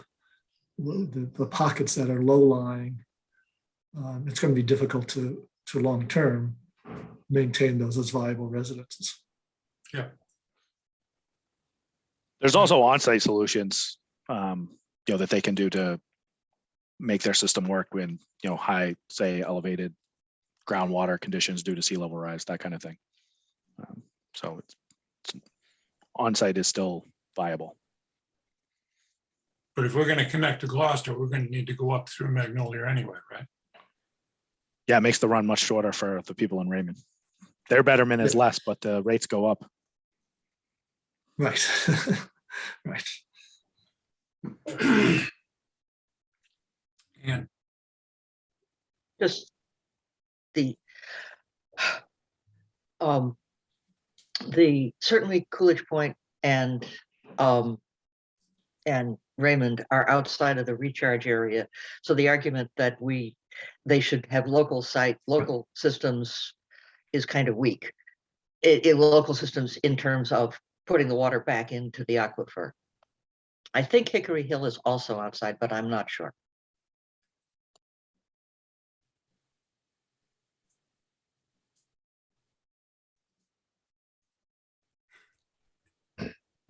so how do we respond to the request from as water and sewer commissioners, the request from the ZBA regarding SLV's hookup? Are you looking for a motion?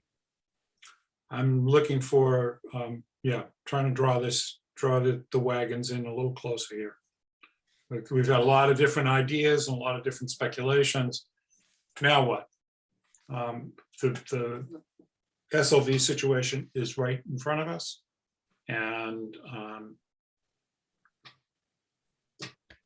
forgive me if I don't think that he just bided his time until the consent order was lifted to do this, but we need to address it.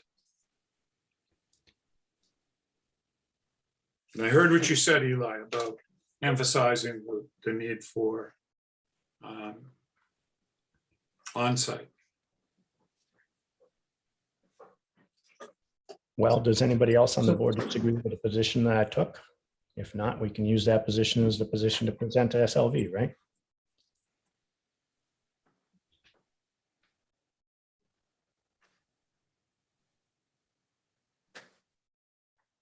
All right, why don't you put that in the form of a motion? Yes. I will move that the Board of Selectmen reiterate its position that the SLV proposal should stick with an on-site sewer treatment plan as was originally presented to us, on the basis that it's the town's position that where large developments can do on-site treatment, they should, and that sewer treatment extensions will go to locations per the comprehensive wastewater management plan, where, and in particular, where it is infeasible to place on-site treatment plants. Second. Okay. Any specific discussion of this motion?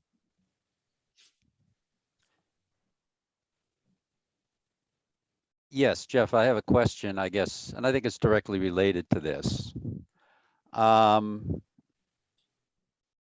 Does the state have any jurisdiction in terms of changing specifications, such as how wastewater might be handled in the event that things wind up in the courts? So certainly on appeal once the ZBA makes their decision, this goes to the state on appeal.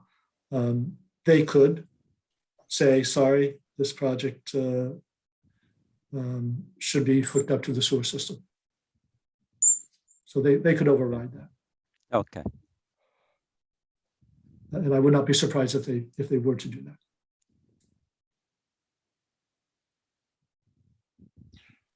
Would we then have any footing in this particular issue to take that to court?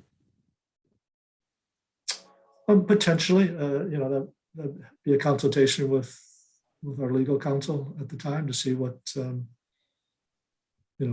chances of prevailing might be. Okay. And are we on the hook for costs associated with that? I think that the developer indicated he was willing to pay for whatever the build out is to get there, but. Right, no, typically the developer is on the hook. Yeah, for okay. that. Yes. I would, the state would back that up. Can the ZBA require a clear, detailed engineering plan for both conditions, on-site and hookup? Because he's avoided doing that up till now. They can certainly make the request. Whether or not he complies with that be another matter, and then they will have to make a decision based on the information they have. And that's all grist for the mill. Yes. I would be interested, I don't know if this is feasible either, but regardless of the engineering, I would be interested if they could do a cost benefit analysis, because it seems like a lot of this is driven by the cost and the feasibility of their project. And so I'm just wondering, and then that would be something, at least, because theoretically they're building whatever the most cost benefit to them. I'm just wondering if that would be a requirement, and then therefore, they have to rest their answer on which one is actually the best cost. I don't know. Right. You could do a high level cost estimation without getting into the nitty gritty fine details of the final design. And I think that, again, is something that the ZBA is sitting as they are for the comprehensive permit. That's something they could request.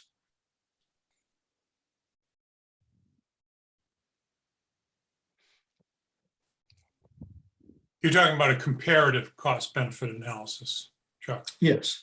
Yeah, I think there's been a lot of discussion about, do it this way and it's going to be, makes the project infeasible. But, I would be very interested to know what their own numbers are for the connection to the sewer all the way down School Street versus their on-site system that is much more. I guess that might introduce some more. What are the environmental costs? But anyway, it's just a thought. It's something at least for from my own personal. Something to react to, or it's really just throwing numbers at a dartboard right now, and I feel like somebody needs to present something, but they don't want to do the engineering involved. At least they could do the cost. And last point of information, Chuck, where does the sewer system on School Street currently end? So there's a small force main system at basically the intersection with Mill Street. The first 3 or so houses on Mill Street have a force main system that goes up to Hidden Ledge Road. Hidden Ledge, I believe the entire roadway is on, they have a sewer system coming down to School Street. So at a minimum, they would have to go to Hidden Ledge Road. I think that, regardless of, what they might want, that we would need them or their consultant to do a capacity analysis of this collection system from there down to probably Pleasant Street, but all of School Street, because it basically comes all the way down School Street, crosses the street, crosses Central and goes into the plant. So we would want to know that their 20,000 or 25,000 gallons a day, would be able to, our existing system could accommodate it. Otherwise, I think they would either have one of 2 options. They could extend the force main, as far down as they need to where they have that capacity, or relay the line in School Street. So, the way the collection system is built out, it's smaller pipes are, further up. So at the extremities. So it's probably a 6 or an 8-inch line up at Hidden Ledge, which is unlikely to be able to accommodate 25,000 gallons a day at peak flow. So I would say that, we might need them to upsize the collection system going down School Street even further than, where it starts now. Okay. So that's, certainly things that I have on my mind if they do make that connection in the future. Okay, so our current motion is to reiterate the board's position that has existed since 2016 in the comprehensive wastewater treatment plan for local systems. Correct? That's the motion.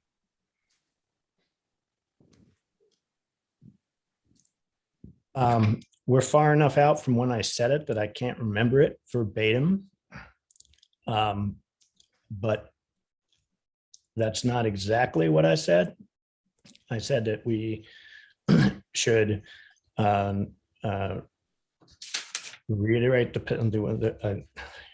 I would have to go back to the recording at this point to get it precisely, but basically it was, we take the position that SLV should continue with an on-site treatment plant was originally proposed for us for the reasons that we want. It's the board's position that large developments, where possible, should use on-site treatment plants and return water to the water table. And that the comprehensive wastewater management plan lays out groundwork for where we should and extend sewer systems, and that we generally support extension of sewer systems into regions where it's infeasible to otherwise place on-site systems. I think that's roughly or fairly close to what I said and was seconded.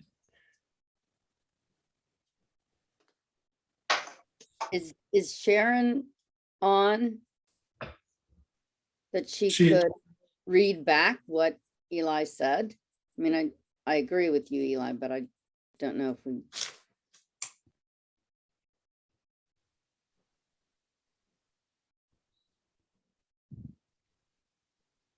Sharon, are you able to respond with what you wrote down?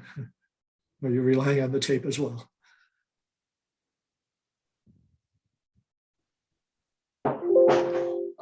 Okay, what Eli said the second time was almost exactly what he said the first time. That the BOS reiterate that the SLV continue with as proposed on-site sewer to a plant, and let's see, and the BOS recommends where large development should use on-site return. And the CWMP, where feasible, should be extended. The sewer should be extended for local use where feasible, where sewer is infeasible. Oh, septic. Septic, right? Okay. Okay, so that's our motion. I think we should take it to a vote before we lose track of it. And I'll start with Eli, Yes. Ann, Yes, John, Yes, Becky, Yes, and the chair votes yes. All right. Hey, Jeff, Yes, sir. we're running fairly late right now. Yep. I have another meeting at noon, which I can move, but I've already moved it for the past 2 days, and I also have a full-time job. So I, as a personal request, this meeting can't go to 4 hours. It's not going to go to 4 hours. We'll start to move a little bit more quickly now. Those 3 discussions were longer than I expected, but I think that yeah, we're way behind. I understand. Okay, so let's move on. Open space and recreation plan. So you discussed this a few meetings ago. You requested some additional information. And Sue Brown was able to provide that, specifically a side-by-side comparison of the old goals and new goals and objectives. Details on the ADA assessments. That's the bulk of what was in your packet. And also a revised sort of vision introductory statement for the plan. In addition, the plan itself is quite voluminous, over 400 pages long with all the appendices. The planning board has endorsed it. Certainly the committee has endorsed it. Looking for your endorsement. There may be some additional editing and corrections that are needed. I'd encourage you to endorse it, and we can still make those edits.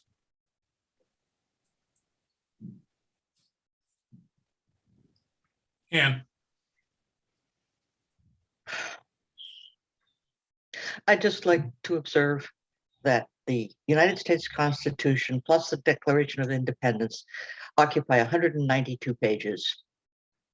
Our open space plan is 411 pages. There's an imbalance here. And the next time we take this up, perhaps we could eliminate some of the verbiage. But I'm perfectly willing to endorse it now.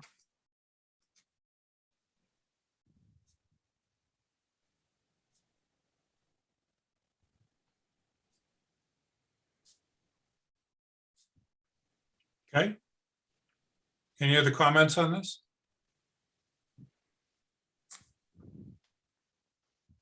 All right, then let's go to a vote.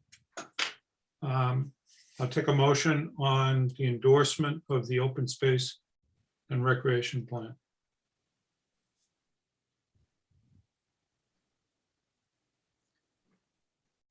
I will make a motion that we endorse the open space and recreation plan. Second, Okay. Roll call vote. Becky, yes, John, yes, Eli, Yes. Ann, yes, chair votes yes. Thank you, Sue, for providing the updated information and for sitting through all that other discussion for this very quick vote. Thank you for thank you for your endorsement. Okay. The next item on our agenda is the CCB Foundation request for a support letter for Cape Ann Peer-to-Peer Recovery and Resource Center addressing substance use disorders. I apologize for the lateness of your getting the actual content of that letter. I sent it out last night when I realized that I hadn't sent it out previously. Is there any discussion of this?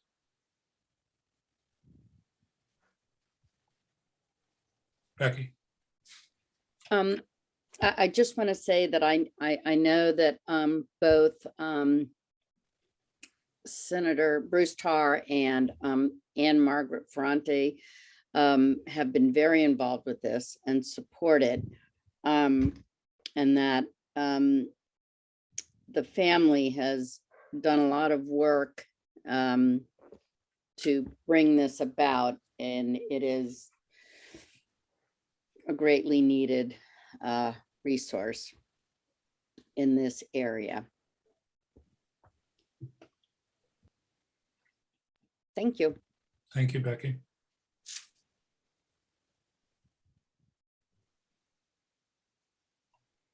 Any other comments? Okay, Becky. Sorry. I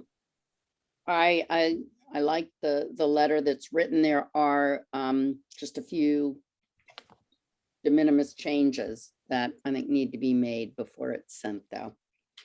But I would be willing to endorse the letter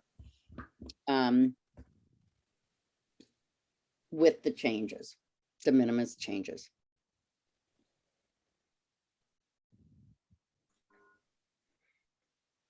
Do we want to make those changes now, or how do you want to handle the changes? I can put the letter up on the screen and we can edit it, but I'm very clear on Eli's request that this moving meeting goes on. This meeting moves on.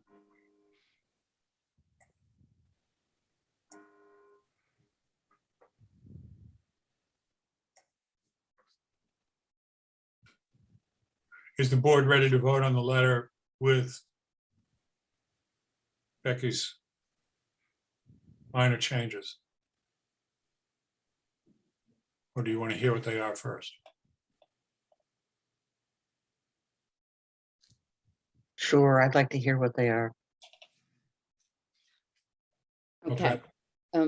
Hang on.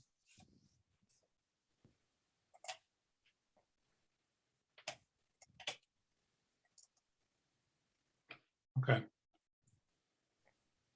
There's the content. Is it readable? Yep.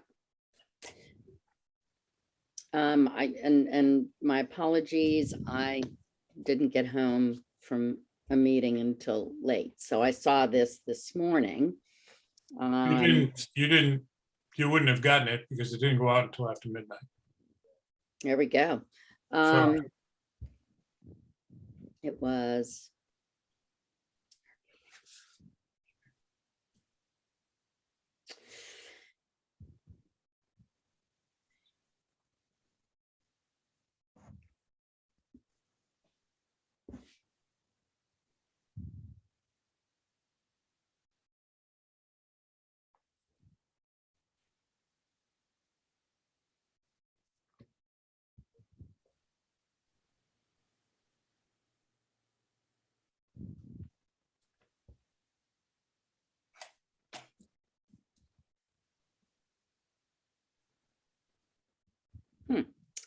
All right, well,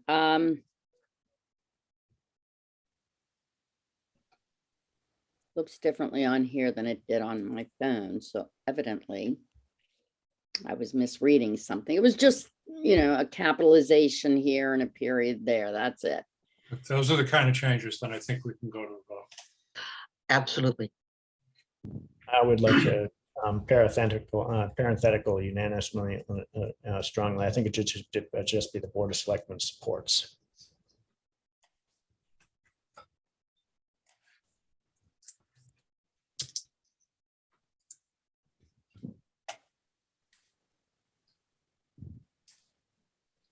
Okay.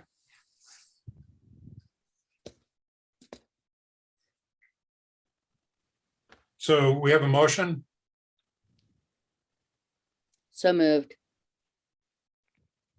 You need to make the motion, please. I make a motion to accept the letter of support for CCB Foundation and the development of the core peer recovery and resource center in Gloucester to serve the communities of Cape Ann. If I could make a friendly amendment to that the motion is to support their grant application, not the foundation itself. Accepted. Thank you. Do we have a second? Second, Okay, roll call vote. John, Yes. Ann, yes, Eli, Yes. Becky, Yes. and chair votes yes. All right, let's get out of here. And I will send that final copy into the office after this meeting. Our next item on the agenda is Eos Policies. if I may, Jeff, Yes, ma'am. the two areas, the flag policy and the appointments policy, I anticipate some discussion, and in the interest of time, I suggest we postpone this to our next meeting. And I would be delighted to receive any thoughts that board members have on those policies between now and then, and we'll endeavor to incorporate them. I would support that. I think this is going to be, these two items are going to take an extended conversation. Okay. Any objection to that by any other board members?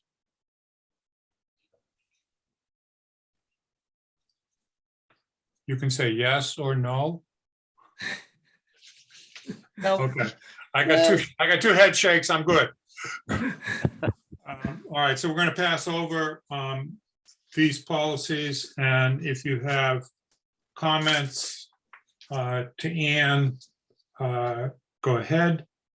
And we will review the policies with those comments at our next meeting on May 2nd. They say, Okay. Consent agenda.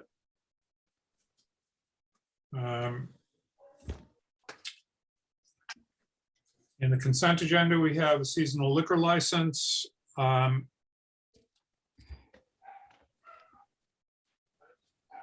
And there was a concern that was raised to me about whether the correct name of the manager was on this particular license.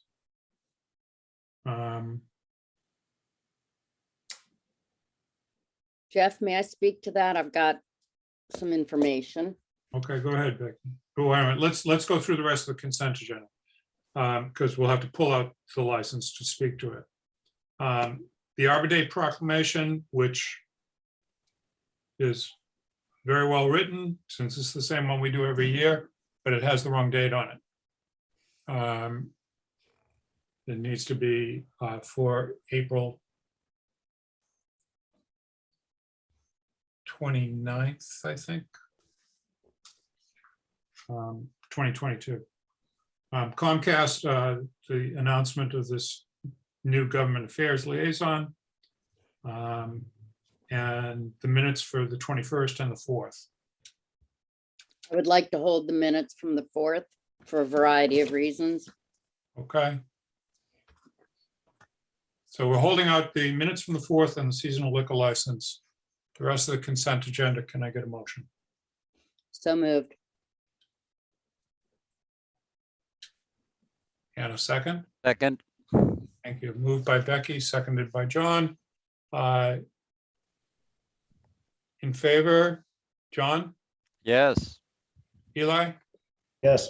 Ann, yes, Becky, Yes. And chair votes yes. Let's take up the seasonal liquor license, and you can speak to that, Becky.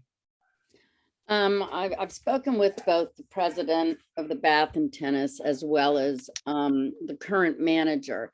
And it seems that they have been trying since February to get the 3 documents they need approved. And what they need is the liquor license, the retail license, and the change of manager form.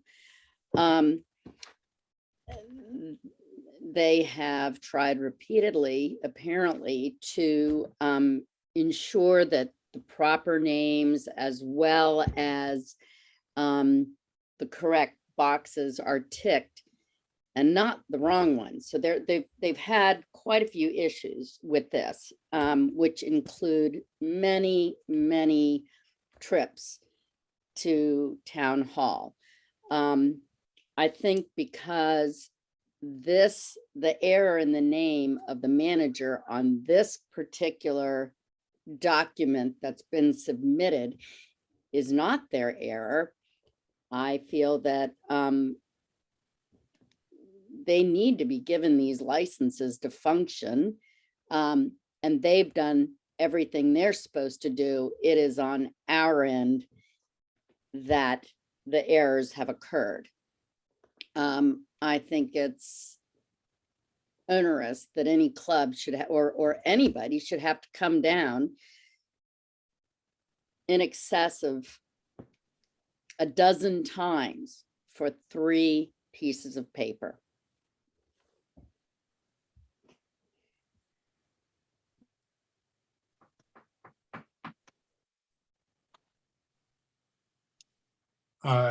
Becky, do you know whether the I would like to address that if possible, since Fine. I've been the one dealing with the woman coming down.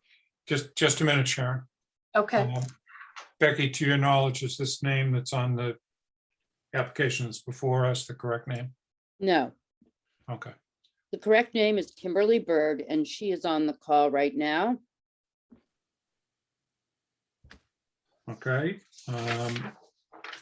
I know we've had a lot going on. I know there have been a lot of changes. It's just not okay. no, So it's, when Miss Bird first came in, I had never done a seasonal license before, so that came second. The first thing came the change of manager. And what happens is everything has to be inputted into the ABCC computer. And then once they get back to me, which takes a few weeks for that to happen, it's just not overnight, then they will send me their approval. So before this only got approved, I received notice from them yesterday. So the old name still had to go on because Miss Bird was not yet the manager approved by the ABC. So I can now change the license to her name. And I will do that this morning and then have you all come in to sign it and she will be all set. I have to go by the timing of the ABCC and it takes them weeks to do things. So that is where that stands. And I believe she came in 3 times and each time I tried to be as helpful as humanly possible to her. I do not want to get into a he said, she said, or a Right. back and forth. And I just want to go through Jeff on this since Jeff is the chair. And I just, Jeff, if I may, Go ahead. I just think I know that other clubs in town have since received their licenses. And You're frozen, Becky. there's always a learning curve. I get that. But when other clubs have received all their information quite some time ago, I just think that we need to rectify this now. Okay. Thank you, Jeff. Okay. Ann, I would just like to, since Ms. Bird is on the line, take the opportunity to say that I have had complaints from neighbors in previous years about their tennis pro using very loud and unpleasant corrections to his students, and that I hope that this year we will not see a repetition of that. That's all. how is that relevant to the liquor license?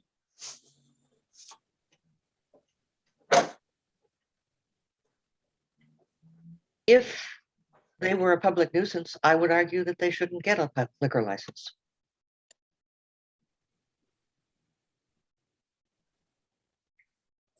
Okay.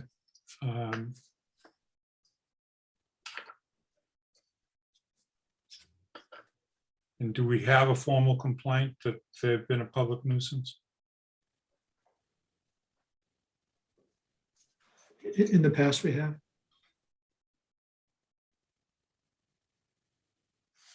In the past year? Don't know if it was last year.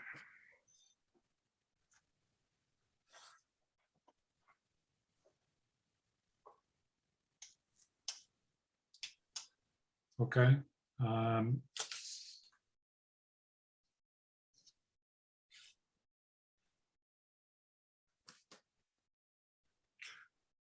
Okay, so Kimberly, in your role as the new manager, the issues that Ann Harrison is raising and have been brought to the attention of the town administrator regarding the tennis pro need to be addressed because it could jeopardize the license even mid-season. Of course. I do apologize. Like I said, this is I just came on to staff in January. So I'm not aware of any past issues. Nothing had been brought to my attention before. Going forward, I will definitely bring this up with the board that I wasn't aware that we had any nuisance complaints beforehand, or if there was a problem with our tennis pro, I will definitely look into it and reach out to them and get a full story on that. And I will make sure that we do not have any issues in the future. I tend to run a very, calm club. There should never be any yelling or profanities or anything being spoken by anybody, especially in a residential neighborhood. So I really hope that, we will not have any issues in the future. So do we. Thank you. Thank you. Okay. So moving on the particular license renewal that's in front of us, with a change of the manager's name from Holanda Barub to Kimberly Bird. Can I get a motion for approval? So moved. Second. Moved by Becky, seconded by Eli. Roll call Jackson. vote. By Ann Harrison. I'm sorry, Ann. We look a lot alike. No, the voice, when I'm looking down, the voices sounded similar to me. I apologize. I need to keep my eyes up and follow lips. Ann, would you like to start the vote? Yes, and I vote yes. Okay. Yes and yes. Thank you. John, Yes. Eli, Yes. Becky, Yes. and the chair votes yes. Thank you, Kimberly, and thank you for taking the time to address the issues that have been raised related to noise. And Thank you very much. Okay, thank you very much. Okay.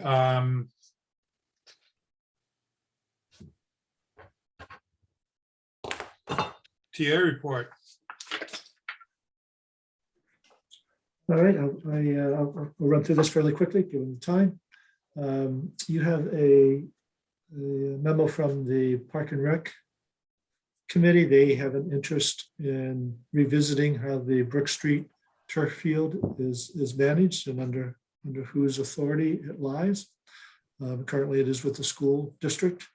And they would like to initiate a discussion about potential change to that. So it's not an issue that we decide right now. I just want to highlight that and get any perhaps initial thoughts on how we might take the next steps. A logical next step would seem to be to have a discussion with members of the school district, Park and Rec, and maybe one or two of you, and see where that leads us. Greg, you would also put in your memo, taking this up first with the district collaborative group. Right, yes. I think that's probably the good first place to start. Okay, so is the district aware of Park and Rec's concerns and initial proposal to take over maintenance of the field? Yeah, I'll have to double check with them. I don't know if it's come to us first, and then I suspect it has not gone to the school district yet. Okay.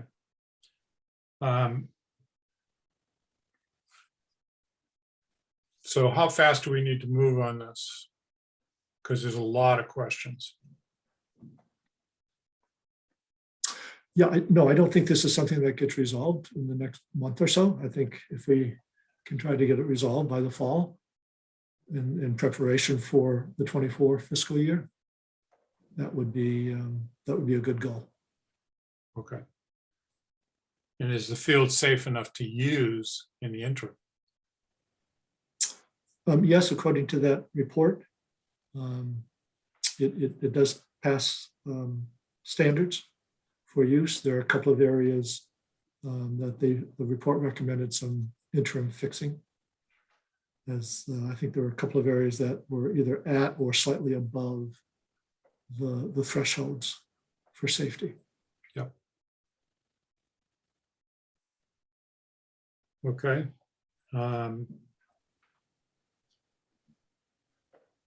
This could have a very significant impact on our budget because that field is scheduled for replacement, not just maintenance, but replacement. Correct. And who would be responsible for the replacement of the field? Are we proposing here that we take over maintenance and replacement? We always have to split the cost of the replacement on that field. Right. It's always been a cost. It's always been a cost share. I think the Park and Rec is proposing that cost share remain in place. It more of who is overseeing it and who's managing.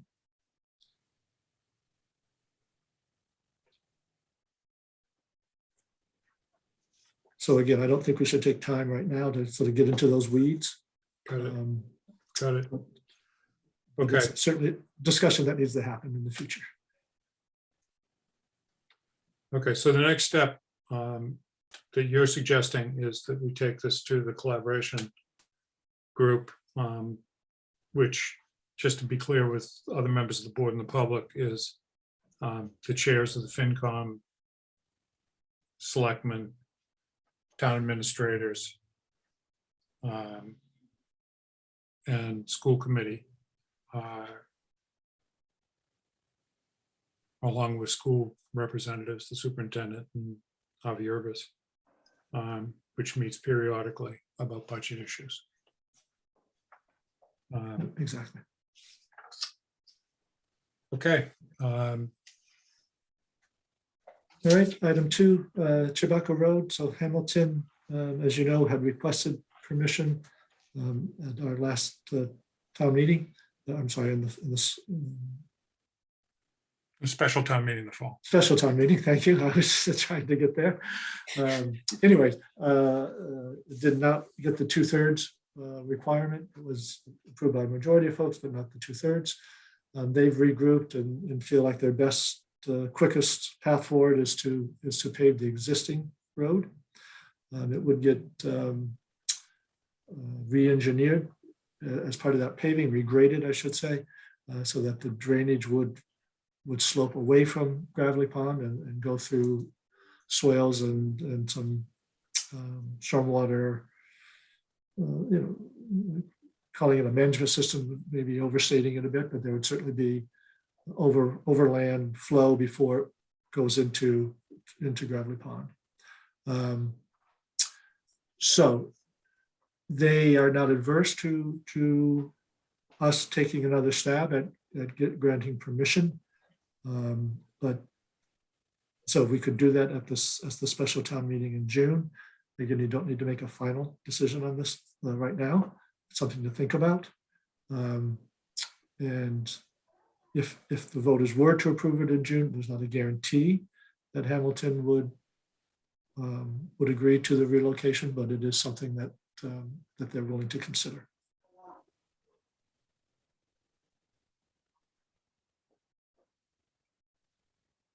Ann? I strongly support our presenting this again and making an effort to explain to the voters why we are asking them to make a third approach at this. And that we be very careful to make sure that all of the T's are crossed and I's are dotted this time. Thank you. Eli? Yeah, this is pretty predictable. One question and then a comment. The question is for repaving or paving the existing roadway. Have they gone before their Concom? Do they need to go before their Concom? They don't go before our Concom. And have they received permissions to do so? They need to, and my understanding is they have not done that yet. They're gearing up to do that very soon. Okay. As far as crossing the T's and dotting of the I's, I note that their position is that they won't initiate the permitting process at this time until we give our approval. In other words, our approval of town meeting would have to be conditional. In other words, they're not interested in jumping through a bunch of state permitting process if they're going to get kicked in the knees by Manchester again, correct? Correct. So you're exactly right. So if Manchester would approve it, it would be prior to permitting it, but it could be conditioned on them getting approval through for getting all the appropriate permits before proceeding. I don't object to putting it before Manchester voters. Again, I think it would be, my position was going to be better for us overall anyway. I made the argument that ultimately the economics would tilt towards them paving this where it is. Sounds like the economics are already there. So better for the town if they move the road. So I would support us putting it back. They're still putting together the packets. Karen, could you mute yourself, please? Sorry. That's all I gotta say right now. Thank you, Eli. John? Yeah, I'm involved with the Water Resource Task Force, as you know, and I don't think that this has not been a topic of discussion in any of the meetings that we've had, but water resource issues are obviously a factor in the whole decision process here. And the Water Resource Task Force, I think, has a meeting next week, and I want to make sure that this is on the agenda so that the folks associated with that know. And we've divided up into various committees, and there is one committee that probably is involved with this a bit, including the committee that I'm on. So I think that we need to get some input from that group, perhaps sooner rather than later.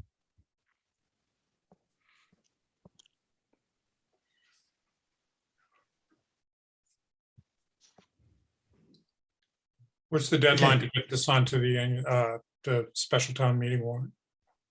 You need to finalize that warrant. I believe it's May 24, right around that. So it's about 2 weeks. Right, 2 weeks ahead of time. So you have 2 more meetings to finalize that warrant. Okay. And just lastly then, we have the annual town meeting on Monday, April 25th. Jeff, at oh, I'm sorry. Yeah. Jeff, I'm sorry to interrupt. Sue Brown has put an invitation to a meeting on the chat. I don't know how to preserve the chat after the meeting, and I'd like to ask her if she could email that invitation to us.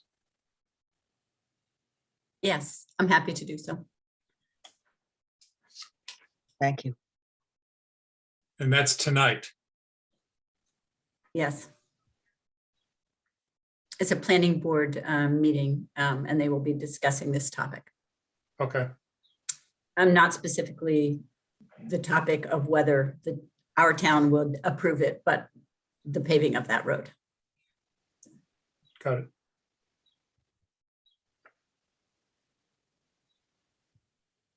Okay, I'm sorry, Greg, go ahead. Annual town meeting. Yeah, annual town meeting coming up on Monday, 7 o'clock at the elementary school. Everything is in place. The final round of deliveries are happening today for the annual report and the finance committee report. So that should be in people's hands by this evening. Half the town, or maybe 2/3 of the town, received them yesterday. The school committee report is being mailed separately, and that should be in people's mailboxes by tomorrow. Encourage everyone to come out. We do have childcare available. People can register through Park and Rec if they would like to have their children be watched at the school while they're in the meeting. And we have 13 articles. Most of them are budget related, and most of the budgets are. We've gone over them. Most of them are service level services. Are some proposed increases in public safety, fire, and police in particular. Some small additional hours in harbor master, and some additional hours for the ComCom. But for the most part, all departments are pretty much status quo. There are the 3 special articles, if you will, not related to budget, and that is the proposed zoning amendment for the LCD that will require a 2/3 vote, as it is a zoning change. There's also the article to adopt a 3% room tax on short-term rentals, so that is new. And the third one is to officially change the name of the selectmen to the select board. So again, encourage everyone to attend, and encourage your friends and neighbors to attend, and hopefully we'll have a successful meeting. Board speakers. So the movers of the articles should be the ones who should be prepared to speak first on a particular article.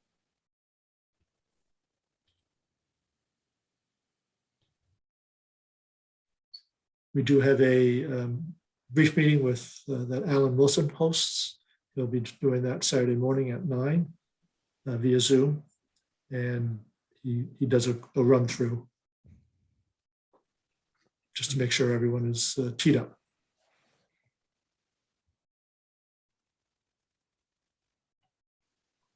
Okay. Becky? I just have a quick question for Greg. And Greg, you said that if we finalize the warrant for the special town meeting, if that has to be finalized by May 4th, you said we have May 24th. 24th. Okay, thank you. Thank you. Didn't get my hearing aids in earlier. We'll sign it to you.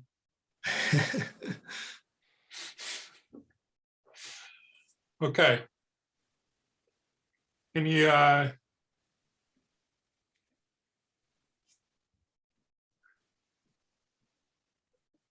other questions, comments that have not been discussed or were not on the agenda?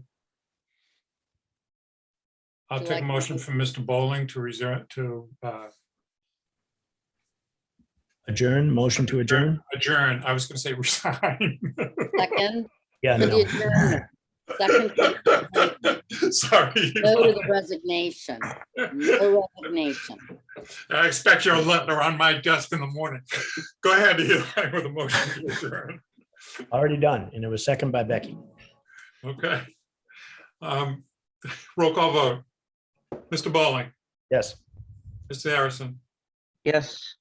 Mr. Round, Yes. Ms. Jakes, Yes, please. and the chair votes yes. Thank you very much. Thank you all. And Thank thanks you. for getting that Thank you. Zoom link to us. Yes. Thank you.